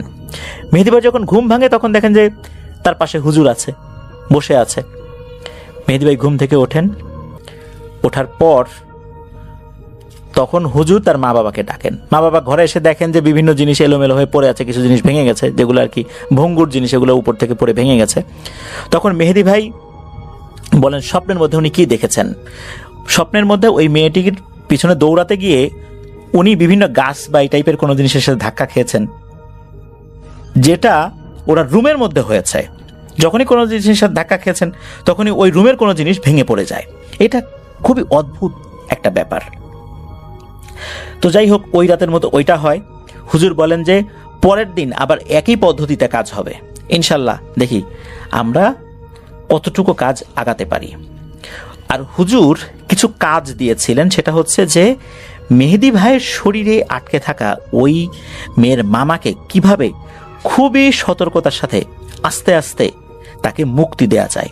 এই মুক্তির পদ্ধতিটাও খুব জটিল, একটু এদিক ওদিক হলেই ওই জিনটার মৃত্যু হবে। এমনভাবে মেহেদী ভাইয়ের শরীরে বন্দি করা হয়েছে যে সতর্কতার সাথে যদি এই দুটো জিনিসকে জীবন্ত অবস্থায় মুক্তি না দেয়া হয়, একটা যদি মারা যায় আর একজনের ক্ষতি হবে। সুতরাং খুব সতর্কতার সাথে কাজটা করতে হবে। হুজুর পরদিন সকালবেলা, ভোরবেলা, উনি তো বাইক নিয়ে আসছিলেন, চলে গিয়েছিলেন ওই বাসা থেকে, মানে মেহেদী ভাইয়ের বাসা থেকে তার মাদ্রাসায় যেতে, বাইক চালিয়ে যেতে 1.5 ঘন্টার মতো সময় লাগে আর কি। তো উনি বলেছিলেন যে উনি রাত্রে আবার আসবেন। তো উনি রাতের বেলা এসেছিলেন। আগের মতোই মেহেদী ভাই আর হুজুর রুমে ঢুকে পড়েন, আর কারো ঢোকার অনুমতি ছিল না। অল্প সময়ের মধ্যে মেহেদী ভাই ঘুমিয়ে যান। উনি ঘুমিয়ে গিয়ে দেখতে পান ওই যে শ্মশানটা, ওই শ্মশানে এখন মেহেদী ভাই প্রবেশ করার জন্য গেটে দাঁড়িয়ে আছেন। আর এবার হুজুরও তার পাশে আছেন। হুজুর বলছেন মেহেদী চলো ভেতরে যাই, এখন দেখি ভিতরে কি হয়। দুজন ভেতরে ঢুকলেন। ঢুকে দেখা গেল চারদিকে ধোঁয়া উঠছে, কয়লার স্তূপ থেকে ধোঁয়া বাইরে বের হচ্ছে, সাদা সাদা ধোঁয়া, কিন্তু কাউকে দেখা যাচ্ছে না।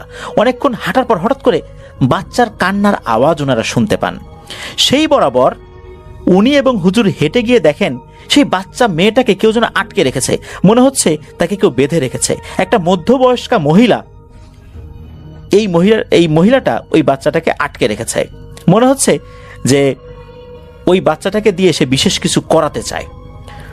মহিলাটা খুবই নোংরা প্রকৃতির, দেখেই বোঝা যাচ্ছে এটা একটা পিশাচ শ্রেণীর কোনো জিন হবে। ওই মেয়েটি কোনোভাবেই সেখানে থাকতে চাচ্ছে না, কান্নাকাটি করছে, বলছে আমাকে ছেড়ে দাও, আমাকে ছেড়ে দাও, আমি আমার মা বাবার কাছে চলে যাব। ঠিক মানুষের বাচ্চা যেভাবে কান্নাকাটি করে তার মা বাবার কাছে যাওয়ার জন্য, সেভাবে ছটফট করছে। আর ওই পিশাচটা বলছে দেব না, তোকে দেব না, তোকে আমি আমার গোলাম বানাবো, আর এইখানে যে তোকে উদ্ধার করার জন্য আসবে তাকেও মেরে ফেলবো। ওই সময় মেহেদী ভাই এবং হুজুর সেখানে পৌঁছান। ওখানে যাওয়ার পর হুজুর এমন একটা পদ্ধতি অবলম্বন করেন যে ওই পিশাচটা মেহেদী ভাই, ওই বাচ্চা মেয়েটা আর হুজুরের কোনো ক্ষতি করতে পারছে না। হুজুর ওই স্বপ্নের ওই ঘোরের মধ্যেই মেহেদী ভাইকে বলেন যে মেহেদী, গতকাল আমরা ভেতরে ঢুকতে পারি নাই, কারণ হচ্ছে গতকাল ঢোকার জন্য যে প্রস্তুতি দরকার সেটা আমাদের ছিল না। আমি আজ প্রস্তুতি নিয়ে আসছি, সুতরাং আজকে আমরা কাজটা করবই। এরপর ওনারা ওখানে ঢুকেছেন, তারপর ছাড়িয়ে আনার চেষ্টা করলেও মূলত ওখানে কোনো একটা অদৃশ্য একটা বাধা ওনারা পাচ্ছিলেন, যার কারণে ওই অবস্থায় হুজুর বলেন, আচ্ছা ঠিক আছে চলো আজকে চলে যাই, আজকে আমরা মনে হয় বাচ্চাটাকে ছাড়াতে পারবো না, ছাড়াতে গেলে বাচ্চাটার ক্ষতি হতে পারে, আর বাচ্চার ক্ষতি হলে তখন আরো বড় ধরনের বিপর্যয় নেমে আসবে। হঠাৎ করে মেহেদী ভাইয়ের ঘুম ভেঙে যায়। উনি দেখেন হুজুর পাশে বসে আছেন, হুজুর মিটমিট করে হাসছেন। বোঝাই যাচ্ছে এতক্ষণ যা হয়েছে এটা সম্পূর্ণ অদ্ভুত টাইপের একটা জিনিস। এটা স্বপ্নের মধ্যে হলেও এটা মূলত বাস্তব জগতেই তাদের রুহটা চলে গিয়েছে, এমন একটা পদ্ধতি। এটা খুব জটিল একটা পদ্ধতি। এরপর কিছু কথোপকথন হয় হুজুরের সাথে, যে হুজুর আসলে আমরা কেন মেয়েটাকে উদ্ধার করলাম না। হুজুর সেই একই কথা বলেন যে না, এখন উদ্ধার করতে গেলে বড় ধরনের বিপদ হবে, এখন আমরা এটা করতে পারবো না, পরে আমরা করব, শেষ দিনের চিকিৎসায় ইনশাল্লাহ আমরা পুরো কাজটা করব। শেষ দিনের চিকিৎসা ছিল আরো অদ্ভুত। এই দিনে উনি ঘুমান নাই, চোখ বন্ধ করেছিলেন, পুরো সজ্ঞানে ছিলেন। আর এই পুরো ব্যাপারটা সমস্ত শরীরের প্রত্যেকটা অঙ্গ প্রত্যঙ্গ দিয়ে মেহেদী ভাই অনুভব করেছিলেন। হুজুর এবার বলেন যে ওই যে ডেম আর হুজুরের দেয়া সেই তাবিজটা এখন লাগবে। সেই তাবিজটা মেহেদী ভাইয়ের আম্মার কাছে ছিল, উনি নিয়ে আসেন। তখন কিন্তু মেহেদী ভাইয়ের আব্বা আম্মা পাশেই ছিল। এরপর তাদেরকে বেরিয়ে যেতে বলা হয়, ওনারা বেরিয়ে যান। হুজুর একটি মোমবাতি জ্বালিয়ে এই তাবিজগুলো হাতে নিয়ে কি যেন পড়তে থাকেন, আর মেহেদী ভাইকে বলেন যে তুমি চোখ বন্ধ করে রাখবে, আর তোমার যতগুলো সূরা কেরাত জানা আছে, যত আয়াত জানা আছে, যত দোয়া দুরূদ জানা আছে, তুমি সেগুলো মনে মনে পড়তে থাকবে। এভাবে মেহেদী ভাই পড়তে থাকেন। হঠাৎ করে এমন একটা পরিবেশে উনি চলে যান, মনে হচ্ছে উনি সরাসরি সেই জায়গায় চলে গিয়েছেন। উনি আসলে ওই পরিবেশে থাকতে চাচ্ছিলেন না। ওই সময় এই যে মেয়েটার মামার সাথে যোগাযোগ হয়, মামার সাথে অনেকক্ষণ কথা হয়। সেই মামার সাথে যখন কথা হয় তখন ওই হুজুরও আছেন, মেহেদী ভাইও আছেন, তারা উপস্থিত থেকে সেই অবয়বের সাথে কথা বলছেন। হুজুর বলছেন, তোমাদের মেয়েকে এই শ্মশানে আটকে রাখা হয়েছে, এটা উদ্ধারের দায়িত্ব আমাদের না, কেননা আমরা যদি উদ্ধার করতে যাই তাহলে এই শ্মশানে থাকা পিশাচের সাথে আমাদের মারামারি বেঁধে যাবে, তখন ক্ষয়ক্ষতির পরিমাণ বেড়ে যাবে। তোমরা তোমাদের মেয়েকে উদ্ধার করো, আর তোমাকে এর শরীর থেকে মুক্ত করার জন্য যা যা চেষ্টা করার দরকার আমরা করব, তবে এরপর তোমরা চলে যাবে, কখনোই একে আর ক্ষতি করবে না। এদিকে মেয়ের সন্ধান পেয়ে মামা তো অনেক খুশি, যদিও বা মামা কিন্তু এই মেহেদী ভাইয়ের শরীরে বন্দি আছে, এক অদ্ভুত রকমের যোগাযোগ হচ্ছে তাদের সাথে। তো যাই হোক, একটা পর্যায়ে নাকি এই মেয়ের পরিবারের সদস্যরা আরো অনেক জিনদেরকে সাথে নিয়ে সেই শ্মশান থেকে ওই মেয়েটাকে উদ্ধার করে। আর পিশাচটা যখন দেখেছে যে অনেক জিনেরা আসছে উদ্ধার করার জন্য, তখন কি সে স্বইচ্ছায় ছেড়ে দিয়েছে নাকি ওখানে গিয়ে কোনো ঝামেলা হয়েছে, এই বিষয়ে আসলে জানা যায় নাই। পরিবারটির কাছে যেতে পেরে মেয়েটি অনেক খুশি, পরিবারও অনেক খুশি। এদিকে মেয়ের মামা কিন্তু এখনো বন্দী। এরপর যেটা হয় সেটা বেশ জটিল একটা পদ্ধতি। এরপর কিন্তু স্বাভাবিক জগতে সবাই চলে আসেন আর কি, মেহেদী ভাই চোখ খুলেছেন। এরপর যেটা হয় সেটা হচ্ছে যে ওই হুজুর তার জিনেদের মাধ্যম দিয়ে ওই মেয়ের পরিবারের জিনেদের সাথে যোগাযোগ করেন। মেয়ের পরিবারের জিনেরা মেহেদী ভাইয়ের উপর খুব ক্ষিপ্ত, যদিও বা মেহেদীর ভাইয়ের দোষ নাই এটা তারা বলেন, কিন্তু তার কারণে তো এই সমস্যাটা সৃষ্টি হয়েছে, তার মেয়েকে হারাতে হারাতে গিয়ে পেয়েছে। তারা শুধু একটা কথাই বলেছে, যদি কোনো কারণে এই মেয়ের মামার প্রাণহানি হয় তাহলে মেহেদি ভাইকে প্রাণে মারবেন না, তবে শরীরের কোনো একটা অঙ্গ স্থায়ীভাবে পঙ্গু করে দেবেন। ব্রেইন ড্যামেজ করে দিতে পারে, সারা জীবন পাগল হয়ে থাকতে হবে, অথবা কোনো একটা অঙ্গ চিরতরে বিকলাঙ্গ করে দেবেন যদি মেয়েটার মামা মারা যায় মেহেদি ভাইয়ের শরীর থেকে মুক্ত করতে গিয়ে। আর যদি সুস্থ স্বাভাবিকভাবে সবকিছু হয়ে যায় তাহলে তাদের আর কোনো রাগ ক্ষোভ কিছুই থাকবে না। তো এরকম একটা শর্ত দিয়ে দেয়। আর সব কথা তারাও জানে যে এই ডেমার হুজুর কি কাজটা করেছিল, কিভাবে মেয়ের মামাকে বন্দি করে ফেলেছিল। এরপর কি হয় যে একটা নির্দিষ্ট দিনে হুজুর আসরের পর মেহেদি ভাইদের বাড়িতে চলে আসেন। ওই যে ডেমার হুজুরের দেয়া যে তাবিজগুলো, এই তাবিজগুলো নিয়ে একটা পুকুরে যেতে হবে। কোন পুকুরে যাওয়া যায়? তখন হযরত শাহজালাল রহমতুল্লাহ আলাইহির মাজারের বাইরে যে পুকুরটা রয়েছে, মানে মাজার সংলগ্ন যে পুকুরটা, ওই পুকুরে যান। তখন হুজুর ওই তাবিজ দুটোর বাইরে যে মোম রয়েছে, এই মোমগুলো আগুন দিয়ে গলিয়ে ফেলেন। এরপর মেহেদি ভাইকে বলেন যে তুমি টানা 7 বার নিঃশ্বাস বন্ধ করে ডুব দিবা। মেহেদি ভাই তাই করেন। একটা নিরাপদ স্থানে, পুকুরের একটা নিরাপদ স্থানে উনি টানা 7 বার ডুব দিয়ে উঠে আসেন। এরপর ওই যে তাবিজ দুটো, এটা সজোরে সমস্ত শরীর দিয়ে নিক্ষেপ করেন ওই পুকুরের পানিতে। যখন নিক্ষেপ করেছেন, মেহেদি ভাই একটা দৃশ্য দেখেন যেটা অন্য কেউ দেখতে পায়নি। মেহেদি ভাই দেখেন যে পুকুরের পানির একটা জায়গায় আলোড়ন সৃষ্টি হলো, বিশেষ করে যেই জায়গাটাতে তাবিজটা পড়েছিল। ওর ভিতর থেকে বেশ মোটা সোটা একটা অবয়ব বের হলো, পরনে ধুতি ছিল, পায়ে নাগরাই জুতা ছিল। চেহারাটা ভয়ঙ্কর না, কিন্তু অস্বাভাবিক। শরীরটা লোমশ, কিন্তু দেখলে যে মানুষ ভয়ে অজ্ঞান হয়ে যাবে বিষয়টা এরকমও না। ওই অবয়বটা পানির উপর থেকে ভেসে ওঠে, ভেসে শূন্যে উঠে যায়। তার মুখে হাসি ছিল, শুধু মেহেদি ভাইকে উদ্দেশ্য করে বলেছিল যে আমার ভাগ্নির নাম চন্দ্রা। এটা বলার সাথে সাথেই সে হাওয়ায় মিলিয়ে যায়। এরপর এই বিল্লাল হুজুর উনি ফোন দিয়ে বিভিন্নভাবে এই মেহেদি ভাইয়ের খোঁজ খবর রাখতেন যে কি অবস্থা, কেমন আছে। আল্লাহর রহমতে পরিপূর্ণভাবে সুস্থ হয়ে যান।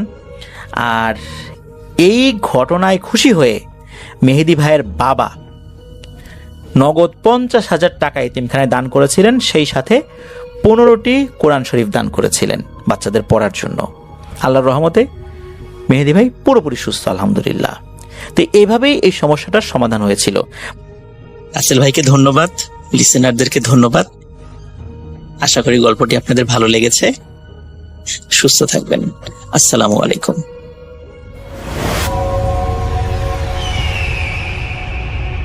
হ্যালো লিসেনার্স, আশা করি ঘটনাগুলো আপনাদের ভালো লেগেছে। আমি চেষ্টা করেছি বাছাই করে ঘটনাগুলো আপনাদের মাঝে শেয়ার করার। আমি প্রতিদিনই ঘটনাগুলো বাছাই করে আপনাদের মাঝে একটি করে এপিসোড শেয়ার করার চেষ্টা করি। যদি আমার ঘটনাগুলো একটু ভালো লাগে তাহলে অবশ্যই এই চ্যানেলটি সাবস্ক্রাইব করবেন। আর আপনারা কোথা থেকে এই ঘটনাগুলো শুনতেছেন, যদি আপনাদের ঠিকানাগুলো জানান তাহলে আমি অনেক কৃতজ্ঞ হব। তাহলে আমি বুঝতে পারবো যে আপনারা কোথা থেকে, কে কোথা থেকে শুনতেছেন। এছাড়াও আপনাদের মাঝে যদি কোনো ঘটনা থেকে থাকে তাহলে অবশ্যই আমাদের ইমেলে দেওয়া ঠিকানায় ঘটনাটা পাঠাবেন। তাহলে নেক্সট এপিসোডে আপনার সেই ঘটনাটা আমরা রাসেল ভাইয়ের মাধ্যমে অথবা আমরা নিজেরা পড়ে শোনাবো। তো ভালো থাকবেন, সুস্থ থাকবেন, এই প্রত্যাশায় আজকের মতো বিদায় নিচ্ছি। আল্লাহ হাফেজ।